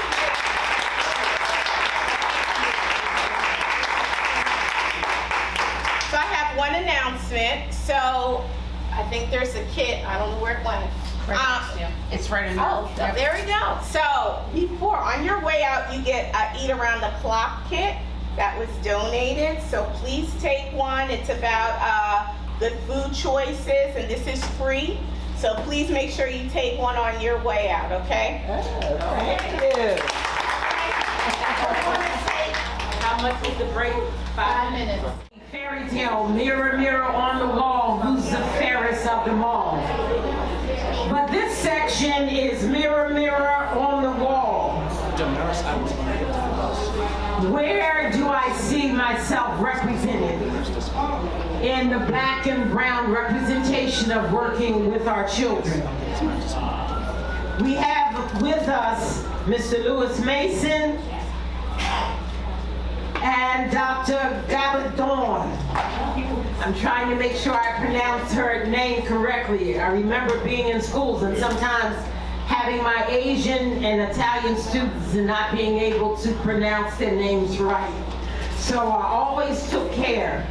But one thing, it's the fact that we are looking to see why and how, why there is disparity or a lack of black and brown teachers in the classroom, and how can we actually attract them, how do we get them to come? Then when they come, do we make some type of racial assumptions about them? Do we have biases, sometimes that are very implicit or kind of undercover? What is happening and why do we need to work on this issue? So we're going to start with Mr. Lewis Mason. I'd just like to plug in for BCI Philadelphia. He is my Director of Advocacy on my board. So we're glad to have him here today with his background. He has also worked over in Camden, New Jersey, right now serving on the Norristown Board of Directors for the school district. And so we're going to start because black and brown faces in our classrooms are very important. So Mr. Lewis, what have been the challenges that you've experienced with the years that you've worked in early childhood and within the system of elevating the need to have black and brown faces before our children? And why is it important for children of color to see educators who represent their community and their culture? Thank you, Ms. Lola. I call her Madam President. And she does an outstanding job. First of all, good morning. It's good to see everyone. And, good morning. And I just want to say I just finished my second term or 8th year school board director for North Standard School District. So I finally retired from that after 40. I've been in the field of education right so 42 years. I don't know. But I've had the privilege of being a teacher, of being a principal, a director, chief academic officer here in Philadelphia, and also a school board director. I've also worked at the university level, and I think it's really, first of all, I love your title. It's mirror, mirror, mirror on the wall. I cannot see my reflection at all. That's real stuff. That's real talk, because what we're finding is that right now, more than ever, we have a higher number of people of color, especially in our Latinx community, that are here, and it's growing quite a bit. But we have fewer teachers than ever, who are people of color. And it really is kind of, it's kind of shocking, because when I came out 40 years ago out of Westchester University, that was what everybody wanted to be, was a teacher. Now, I mean, and that's what we did. We all went in, we stayed in, we didn't flip-flop back and forth, and now we're at a time where we can't hardly find teachers of color. I mean, we can't hardly find them. In the state of Pennsylvania, I think it's like 7% are people of color. I have a chart here that I can read with someone here, but it's interesting because this is the state of Pennsylvania. It's all color-coded by district and what have you. It says that there remain nearly 1,500 Pennsylvania schools and 184 entire districts that employ 0 teachers of color. Wow. 0 teachers of color. So we take Philadelphia and Harrisburg, at kind of bigger areas where we have more urban populations, that's where the teachers are. But other than that, across the state of Pennsylvania, we're just not there. And what bothers me, what concerns me is the challenge is, how do we turn that around? Like, the question for me is, what are we doing as people in education, whether, I don't care whether you're preschool level or the college level, what are we doing to encourage young people to go into the field of education and become a teacher? There's very little done. If you think about it, we see, you don't see hardly anything on television, in the high schools, anywhere. There used to be Future Teachers of America when I was in high school. That was a long time ago. You're young. I'm 7. You're young. That was a long time ago. But they had like 50 and 60 people who wanted to be teachers, and they advocated for teachers. They talked about teaching and went into it. They're still in existence, but you don't see that hardly anywhere. So the challenge is to me, what are we doing to encourage our young people? Because it means that, like I told my superintendent, my district was Plymouth White Marsh High School, or Plymouth White Marsh School District, Colonial School District, as it's called now.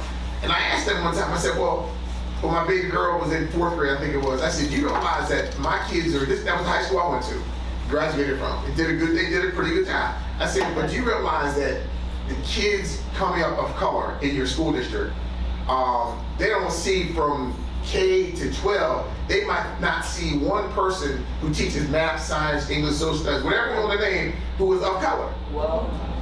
Where if I was Jewish or white, there's nothing wrong with that. If you're Jewish or white, they see every teacher every day who is doing every content area.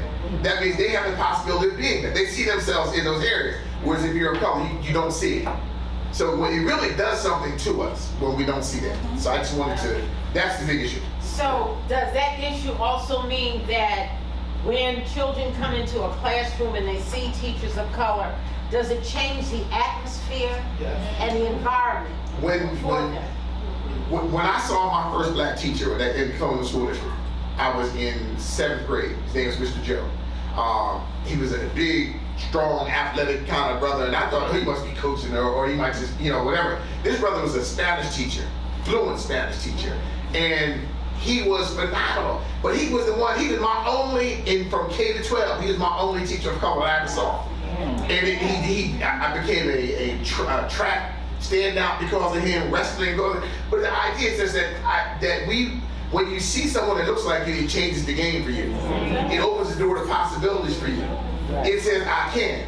There's a connection there that you don't have when you don't. Not saying other people can't teach your children. Not saying that at all. Because I know teachers who were not black who did a great job.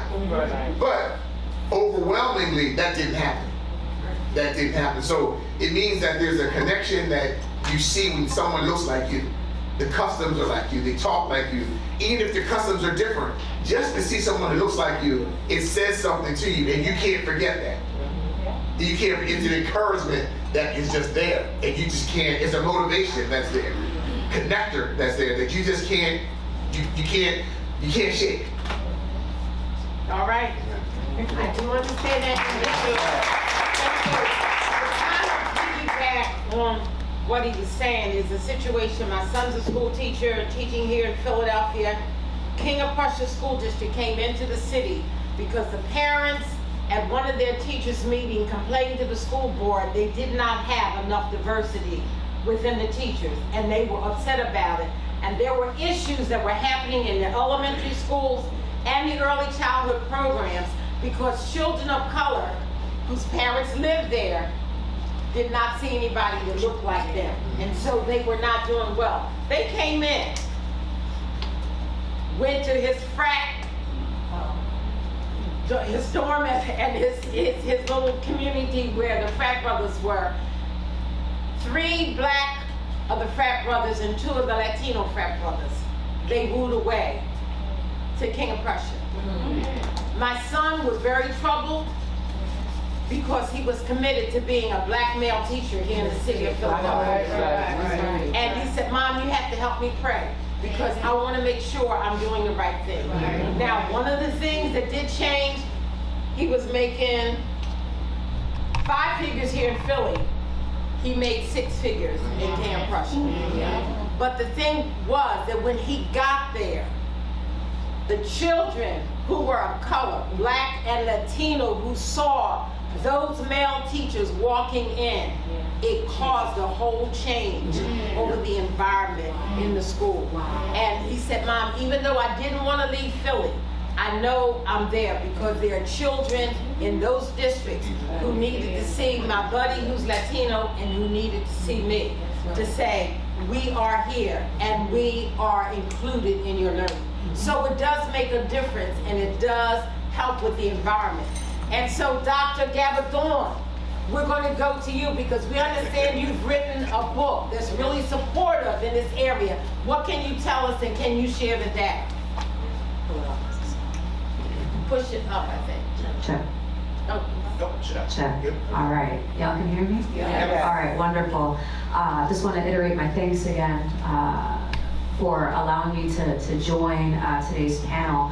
I want to start with this idea of like, why is it important to retain teachers of color? We've talked a little bit about how important representation is, but there's also ways that we can make it more concrete, right? Having one black teacher by the 3rd grade increases a black child's likelihood of enrolling in college by 13%. Wow. Having 2 black teachers raises that up to 32%. Wow. Now, we know that in the state of Pennsylvania, about 1% of our teacher workforce identify as black males, very low population of black teachers, right? And so when we think about our black teachers, our Latino teachers, other minoritized teachers that are leaving, clearly there's going to be an impact, not just because I don't see myself, but the very constructs or ways of being that my teacher brings to my school that allows me to have a better chance of going to college, being successful. Those opportunities are our kids are not going to have them because they are not seeing those black teachers and those other teachers of color in their buildings. One other thing that I wanted to do is also widen the conversation, also just because teachers of color are not just good for students of color, but they're good for all students, right? So there's a study that came out in 2016 where they did a national analysis of teachers of color and the ways in which they were ranked by all students, white, black, Latino, whatever. And what they found was that the teachers of color were ranked more favorably by all students. Wow. Now you might say, well, maybe it's just black students are ranking black teachers really high, or Latino students are, no. One finding that was really interesting is that Asian students were actually ranking black teachers the highest. Because they felt in those classrooms led by those black educators, higher levels of care, rigor, and love. That's it. Right? Despite all of the things that we've talked about today, all of those barriers. And so when we talk about retention, it's about what are we doing that's in the best interest of teachers and of our babies. If we want our babies to thrive, our teachers have to thrive. So how do we get there? We'll pull up my notes. So leaders, research tells us that leaders many times can be the difference, right? They can make or break the reasons why teachers of color stay or leave. And that puts a lot of burden on our leaders. But our leaders, we know, often operate within a system. And so we need to advocate for systems change so that we can support leaders in their capacity to retain teachers. Just some simple things that leaders can do differently. Value the work and the labor of educators of color. Regard them as professionals. It doesn't matter if the baby that you're serving is 18 months, 2 years, 3 years. The person who is taking care of them is a professional. You need to treat them with the same level of respect as an accountant, as a lawyer, someone who wears a nice suit and comes downtown and works in a beautiful building.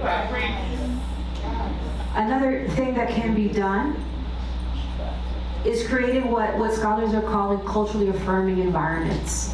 What does that mean? That means creating a workplace where who I am can be seen, can be valued, my opinion is listened to, and regarded as something valuable, something important, something that can further the work that is being done, right? Because we need to think our teachers are closest to our babies.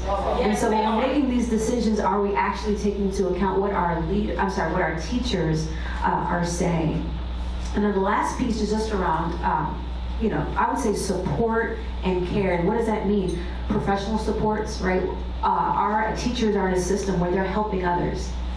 But who's helping them, right? How are we providing them the professional development and the support? And that's not, the leader is important in that, but our leaders face constraints, right? Budgets and otherwise. And so how are we giving them the resources, the knowledge, the avenues that they can say, okay, here are these things that I can give to my teachers ultimately to support them because they want to be helpful for their babies. That's why they come to work. That's why they chose this important profession. We don't want to push folks out because we are not helping them in their professional goals. Because again, it's not about them. No one's waking up in the morning saying it's about me. No one comes to this profession because they're making 6 figures. I mean, can I have that job? That'd be a nice job. But the reality is, who is there to help me as I seek to help others? That's a reality. And that idea of care, right? We often talk about our babies that are being confronted by unprecedented levels of trauma. Our teachers are being exposed to that. They're affected, right, by the trauma that our babies are bringing to school. The exact term of that, whether it's secondary trauma, I forget the name of it, but if our teachers are caring so much in our buildings, our leaders showing care. Where they're stopping. There's one story I want to tell real fast, and then I'll wrap up. I was working with an educator one time, and she was going to school. She was facing a cancer diagnosis, a lot going on in her family at the time, and she comes into school just looking ragged. And her leader stops her and said, like, what's going on? And the teacher expected her to say, my leader's gonna say, how am I, is there anything I can do, and then just let me go about my day. But the leader took the time, not just to say, how are you doing, but you know what, I'm gonna send you home, not because you did anything wrong, but just because I care about your personhood so much, I'm gonna step into your class. That's it. Because I believe that you need to be well, so our babies need to be well. That's it. We're not saying every leader needs to do that, right? That is not realistic. But what it shows is that leader took the time to value the humanity of that educator and recognize the importance of them being well. How many of our ECE teachers are being asked, how are you? Are you well? Even just with that personal connection. And yet we ask them to give.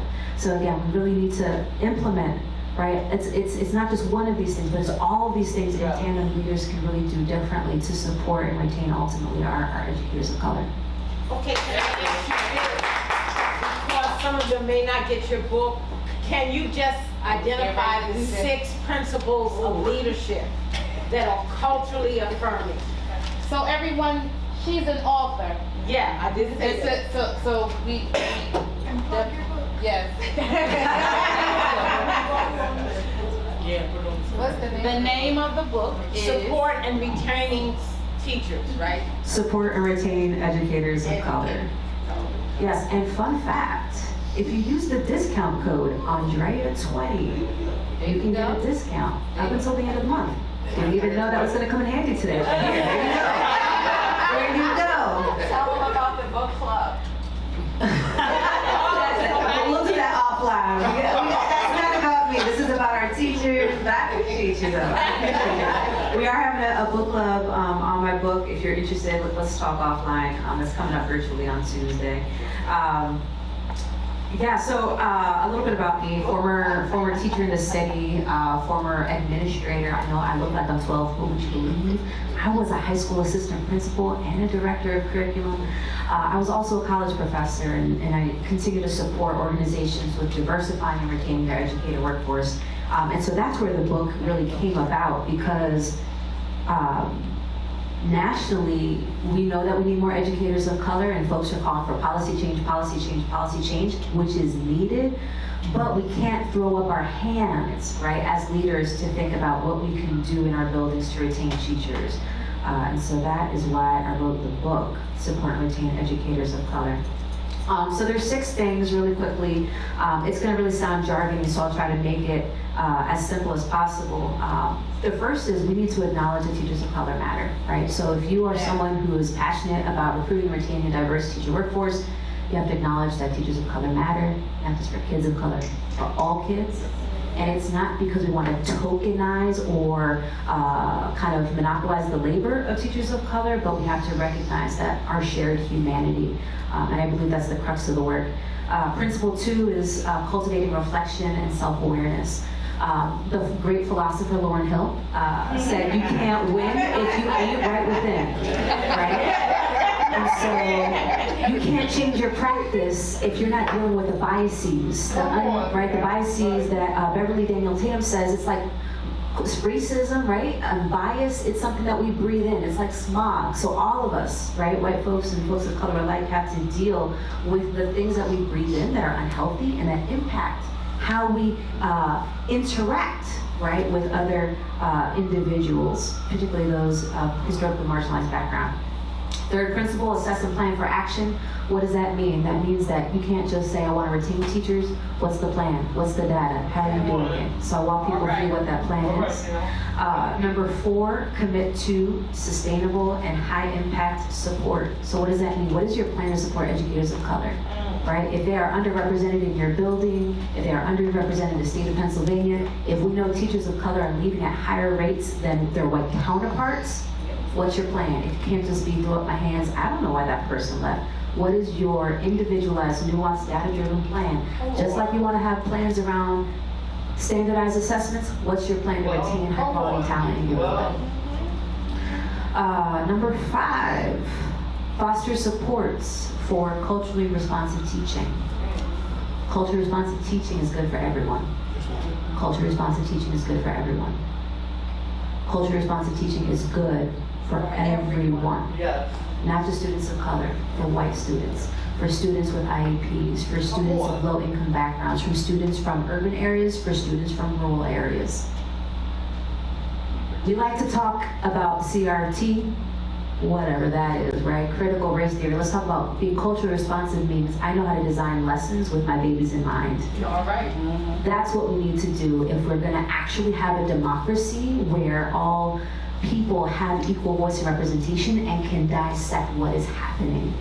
So we need to be able to just teach in a way that frees, or we need to create systems that frees educators of color up to teach in the ways that they know can be impactful for their children. And then the last one is leading for an inclusive community. So we know if teachers of color are underrepresented, how are we creating systems that allow for social belonging, affinity groups, culturally competent PD, things of that nature, right? We have to change the game so that we stop losing teachers of color. 2 decades ago, there were 1,200 more black teachers than there are today. Where did they go? Surely they were recruited. Yeah. However, how many of them were pushed out of buildings because they were not seen and valued? Because they were the one and only, or one of few.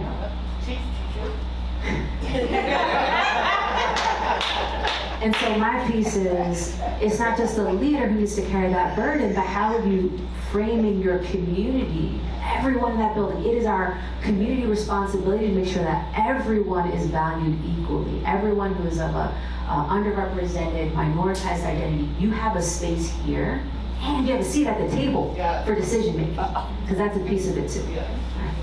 Thank you.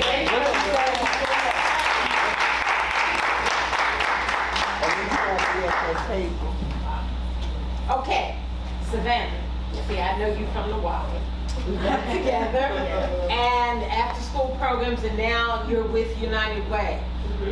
In your opinion, given we're talking about retention and persons of color, what do you think it means to the young women in our city and black and brown little girls now in the school system, knowing that we have first a female mayor and number 2, she is a person of color?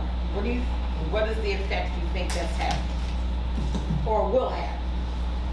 Thank you for the question. Good morning, everyone. Thank you for having me today. I'm so excited to be a part of this conversation and to hear with these wonderful panelists. When I thought about this question earlier, and when I first received it, the first word that came to my mind was transformational. And I say that because it took me back to my childhood. I was raised primarily by my grandparents. My parents were around, but my grandparents, they took on the bulk of things because they were retired, and I was the only one. I thought about sitting at the table for dinner and listening to conversations they would have. We would talk about political figures, we would talk about voting, we would talk about, who was the new anchor on TV, and were they black? My grandma had this thing, were they black, or were they white, or were they Latina? Like, she was very interested in seeing herself in things. And it made me go back to being in preschool and sitting at circle time, and they go around and they ask you, what do you want to be when you grow up? And it's like 4 categories: a nurse, a doctor, a teacher, or like an athlete, right? And there's nothing wrong with those things. But I don't remember ever asking, did you want to be a mayor, or did you want to be a politician, or someone who is a president or a decision maker? And not taking anything away from them. That just wasn't a reality that was present for us. So now I think about the little girls and boys who are sitting at circle time, and someone asked them, what do you want to do when you grow up? And now they have mirror on the wall to see representation of Mayor Sherelle Parker to say, I possibly would want to be a mayor or the president. So for me, I think that this is another building block for children of color to know that, we're not boxed in. We can move outside of the box, and we're the best people to sit at the table to help make decisions for ourselves. I appreciate that. We just said that seat at the table, as we said, and you just said we were at the table talking about. And we've been talking about equity. I know that this organization would appreciate this. This is a document that my partner and I wrote and produced dealing with, we produced equity councils at a couple different schools we were in, because we found that people were having a lot of difficulty understanding what's going on right now. Different terminologies around equity that people have no clue. I know we had a all-gendered bathroom here. Which, as you see at school now, a lot of folks don't understand that. But it's changed. Our world is changing. So in here we put in it's like a training document, and you see folks are at the table. Everybody's at the table. Handicapped folks of different races, colors, cultures, and this is to help schools develop equity councils. So you better understand who's in your school, because things are changing now. You may have someone that does not want to be called Mr. or Miss. You know, there are all kinds of things that we're not really accustomed to, but the world is changing, right? It's much more diverse than it's ever been. There's a diversity vocabulary in here, and there is an equity vocabulary with terms that would kind of blow your mind. They used to say, "Oh, I didn't know that's what that meant," and you could offend somebody and not even know that you offended them because you don't understand the language. So I'm just saying, everything is changing. It's changing, but we have to be included in the change. That's really important. We have to be included in change in order for our kids to be successful in these schools. If not, it just doesn't happen. All of our panelists for their contributions and, understanding the one thing we do. I'm going back to my days of teaching in South Philly and being in a classroom where I had Latino students, I had Black students, I had Italian students, and I had Asian students. And the one thing, it happened that I was the second Black teacher that this predominantly school in the South Philadelphia area had. And there were teachers who had been there years before I was and never really got to know the cultural makeup of the students that were coming into the classrooms. And when I went into my classroom, even though there were Black students, I had to learn what my Asian students looked for, what they connected to. I even had a few Irish students that I had to learn. I mean, South Philly at that time was a melting pot. So I had to learn each of the cultures of each of my students and how to relate to them and their families.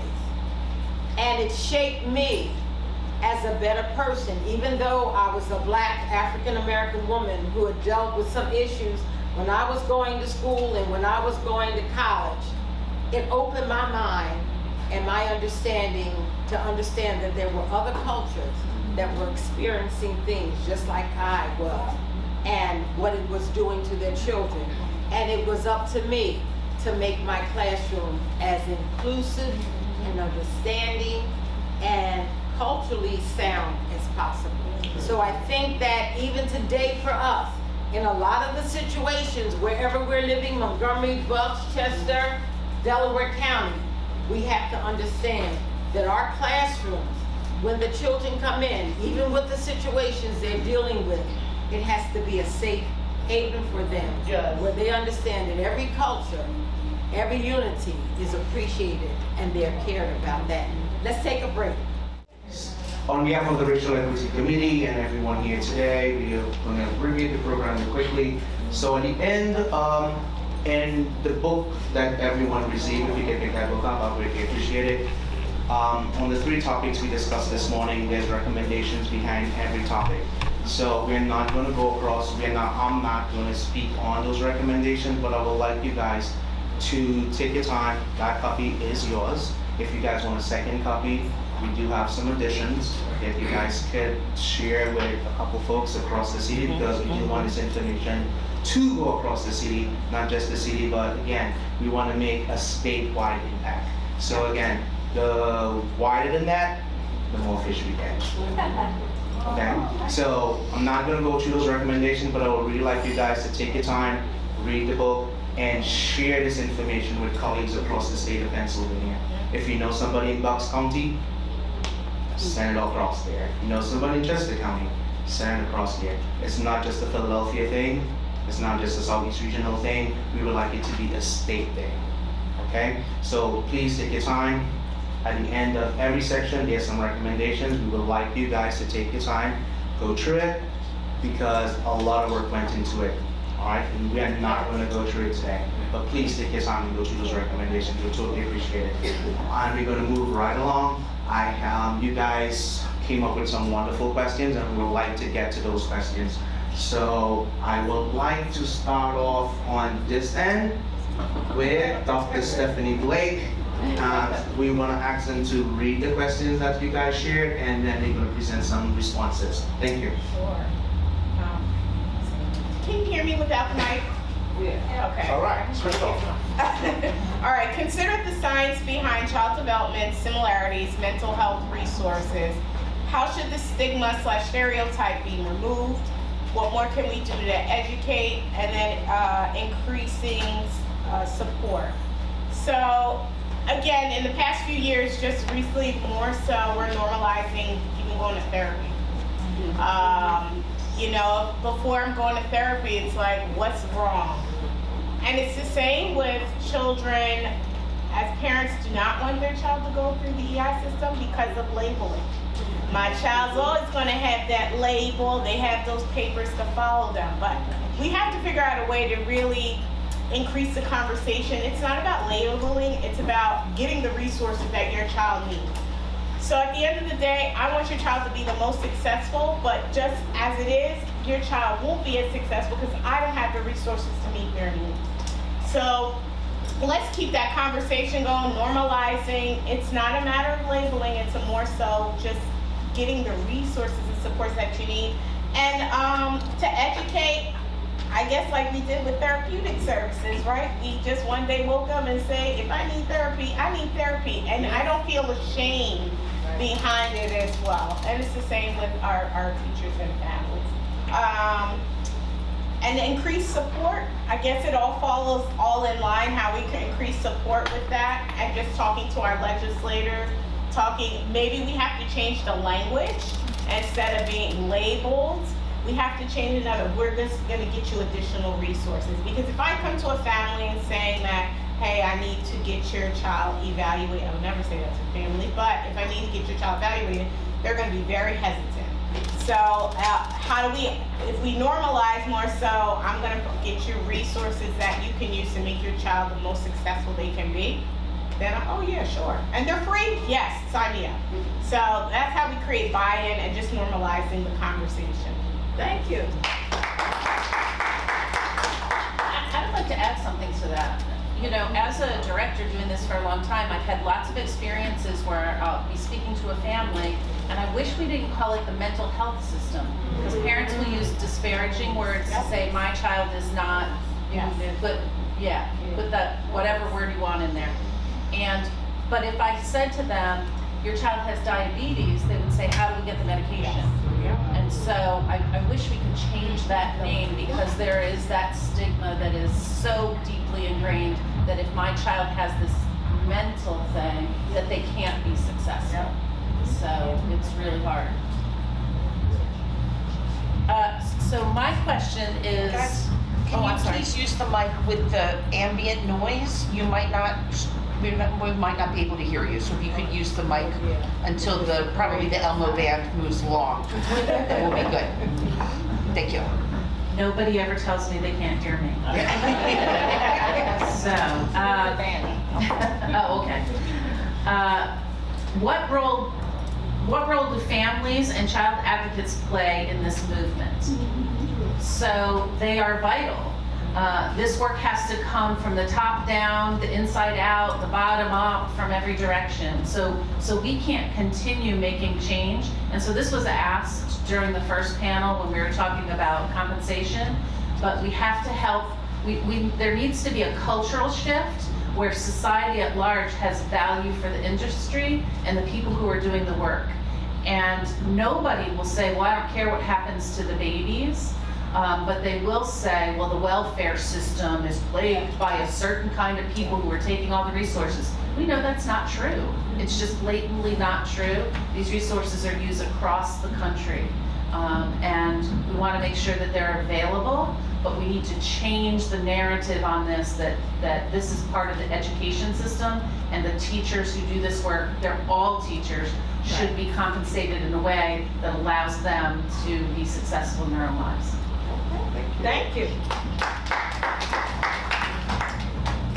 So I have two questions here, and this is a very loaded question. How can we advocate for state-level quality standards and accountability measures for ECE programs to ensure all programs meet high-quality standards and are preparing our children for kindergarten and beyond? So I want to see, everything boils down to more money. Everything to me is money. I need money, right? You give me money, I'm going to make something happen, right?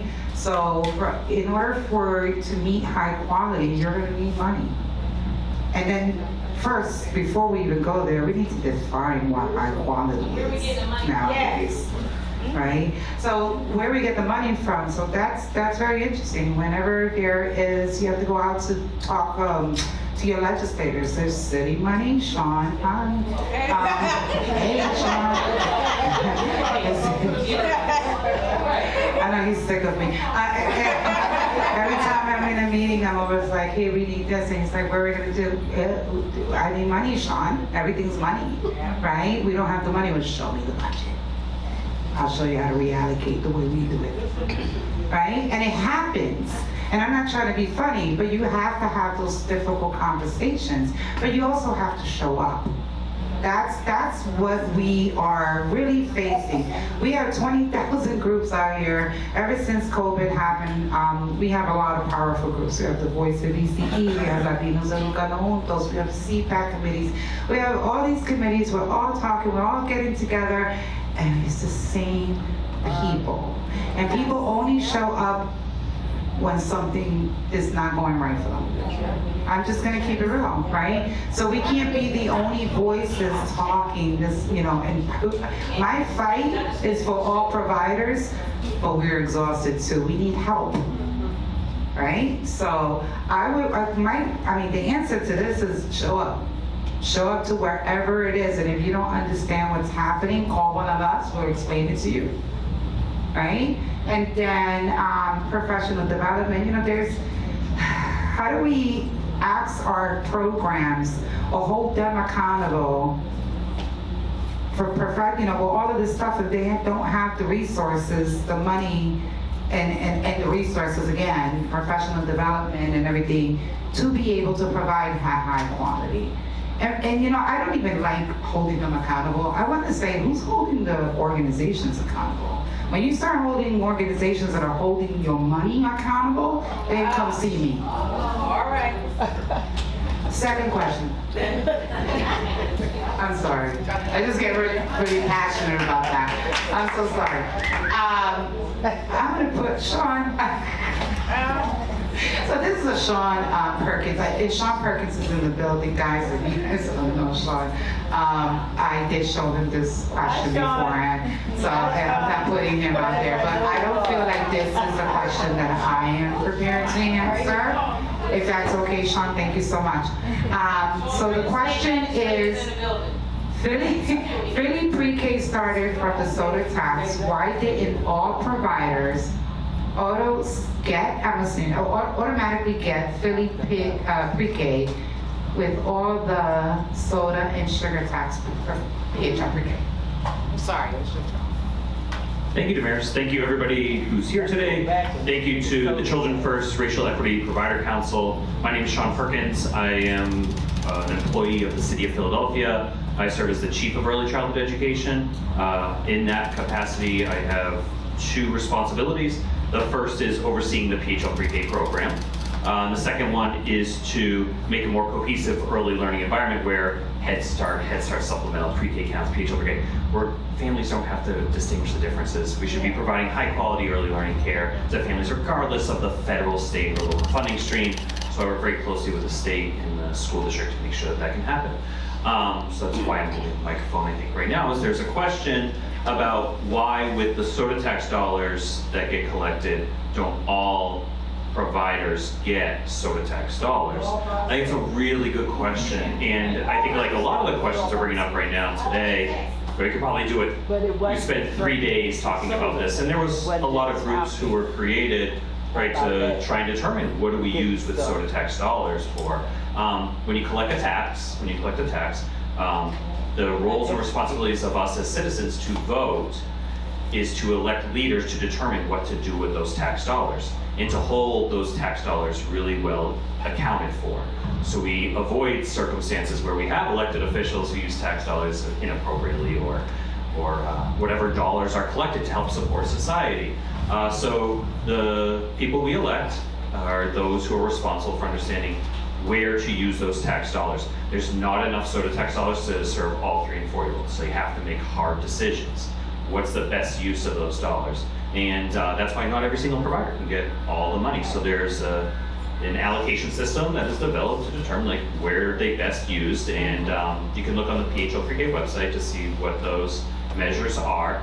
One good measure is if you're a center that owes back taxes, the city's not likely to be giving you more tax dollars.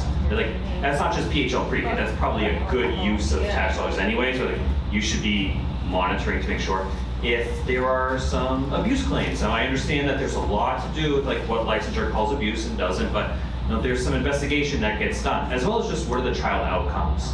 When you get public tax dollars, there needs to be high quality child outcomes. Now I understand I'm here to listen and learn, by the way. I really don't want the mic. I want to listen to everybody else to help inform those decisions, but we know there can't be good child outcomes if we're not paying our teachers, right? Like, so the cycle does exist, and that's why I'm here to try and break that cycle of inequality.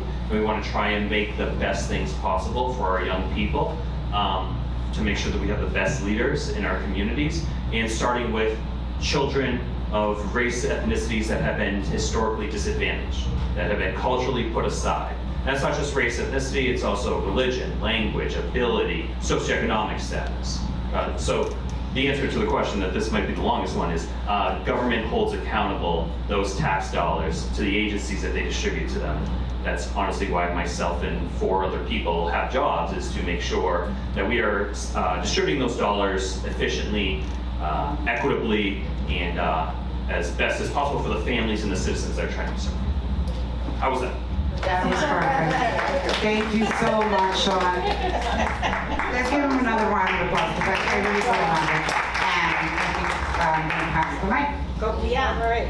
Okay. Real quick, I just want to thank Sheba again for being so honest and bearing her soul to us about what it's really like to be an ECE teacher. And I hope, I'm going to call myself accountable too, to follow up and see how I can support her, because that is ridiculous what she's going through. So I just want to say thank you for being honest, and I'm so proud of you. I knew when you first started, and you're just, you're real fire now. So my question is, how can local politicians, electors, like city council, assist in the work, legislators or otherwise? I'm assuming this is really childhood education. All right, I'm gonna put my abolitionist advocacy hat on right now. We all know we gotta hold our politicians accountable. We elect them. So therefore, we as the constituents can have to tell them what is important to us. Yes. And if we want more funding to go into ECE, then we have to be in their face and let them know, because without us, they will not be there. And I do want to thank Khadijah for bringing Anthony out, because that was really appreciative. He is definitely trying to support us. So the best thing we can do is advocate. Know who your local representatives are, right? Let them know who you are, where you are, what you're fighting for. We have to do this not only for ourselves as ECE professionals, but we also have to get family and community entities involved together. We cannot work in silo. We keep saying that, but we're still doing it. So that's the biggest thing that we have to do. And then I want to say, lastly, why it's so important is just the little fact that Khadijah brought Anthony to us, right? Excuse me, this group brought him. I just know. Well, like yes, I say credit for that. it's important for them to hear what we're saying today. Yes. Okay, because out of all the representatives, and I think even though we're Philly, how many representatives do we have in Philadelphia? How many showed up? I know everybody's busy, but to me that's ridiculous, right? That we only had one. Even if it's just bringing somebody in your place, that does not make any sense that we only had one. So So not to make us stand out, but to make sure that we're getting the message out to them that we are serious about this.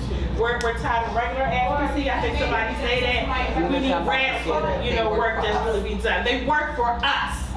Okay, they work for us, and that our workforce in the ECE is struggling is unacceptable. So we have to hold them accountable and make sure that we get ourselves out there to advocate and get the work done.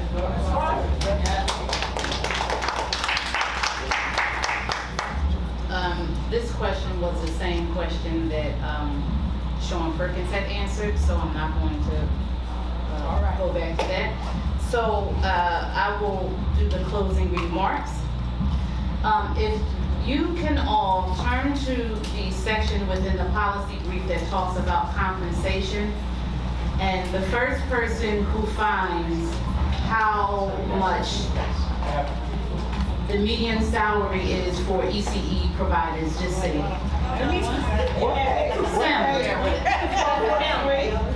The average salary for an early childhood educator is how much, Sim? 31. Which is equivalent to how much an hour? $12.43. $12.43 an hour. That's the average salary of an ECE teacher. That's reason number one why we're here and why the brief was created and developed. Number two, what does data show us as it relates to Black and brown children being expelled from early child education settings, particularly boys? How many out of what? Stephanie?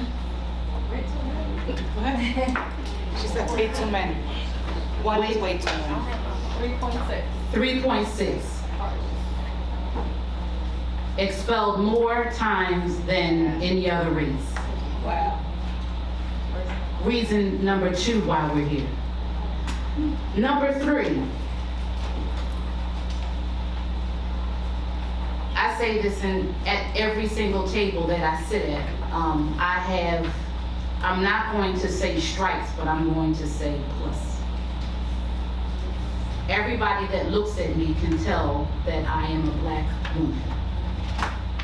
That's one. It's not a minus, it's a plus. Number two, everybody that looks at me can tell that I am a Muslim woman. That's two. It's not a minus, it's a plus. The third one is I am a Muslim woman who covers my face. So on Zoom, I look like this. In settings like this, I look like this. My fight is harder than most of you, but it still didn't stop me. My advocacy, just so you guys can know who I am and why I'm sitting in front of you, goes far beyond Grace Ferry Early Learning Academy, goes far beyond the city. It's at the state level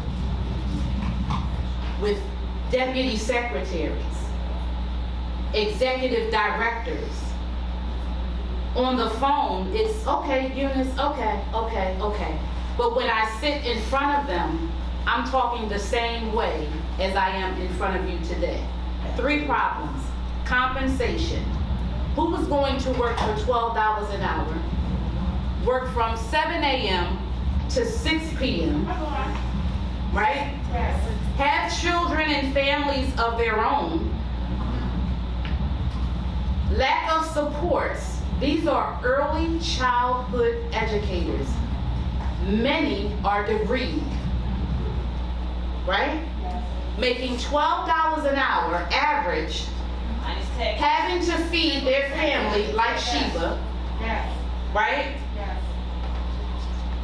Early childhood degree teachers, not many of whom have a degree in specialization of special education. So people that visit our programs can't say, well, your teachers, they should know how to deal with this child who is exhibiting challenging behaviors. They should know how to deal with these child who is biting themselves. They should know how to deal with this child who was pulling out their hair. 5 or 6 IEPs in the classroom. We're grateful for the professional development opportunities that have been provided to us. Thank you, but it's not enough. Thirdly, Black and brown leadership, the lack of representation. Many times, what we find when situations happen, some things is best left unspoken, and I'll leave that there. That decisions are made for Black and brown children and for Black leaders. Decisions are made by people who do not look like us. So when you talked about how different counties across the Commonwealth have no teachers of color, but you have people in leadership positions making decisions for children of color, and the bias and prejudices that we all have, and the privilege that some have that others may not have, right? So when we talk about culturally responsive instruction, what does that look like? How can you tell me how to implement that if it's no Black and brown educators in the classroom? Problem number 3 while we're here. So my team and I, we compiled recommendations that we encourage you all to go home, share at the city level, at the state level. It's time for us to do this work.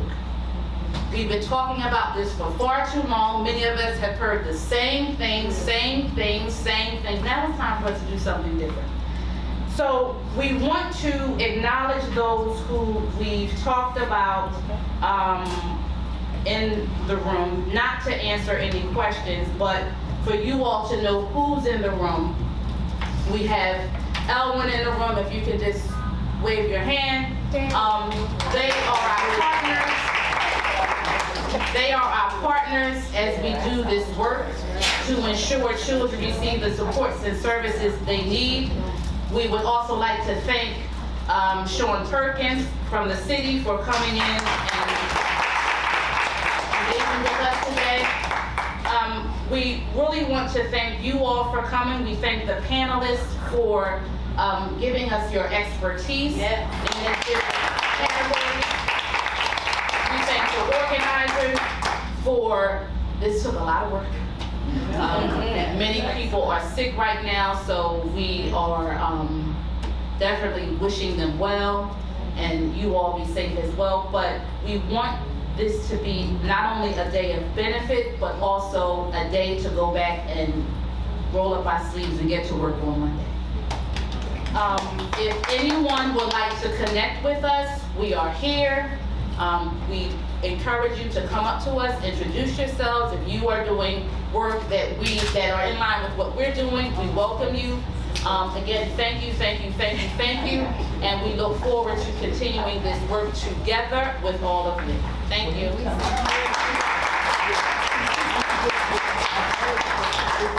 Let's go to the beach.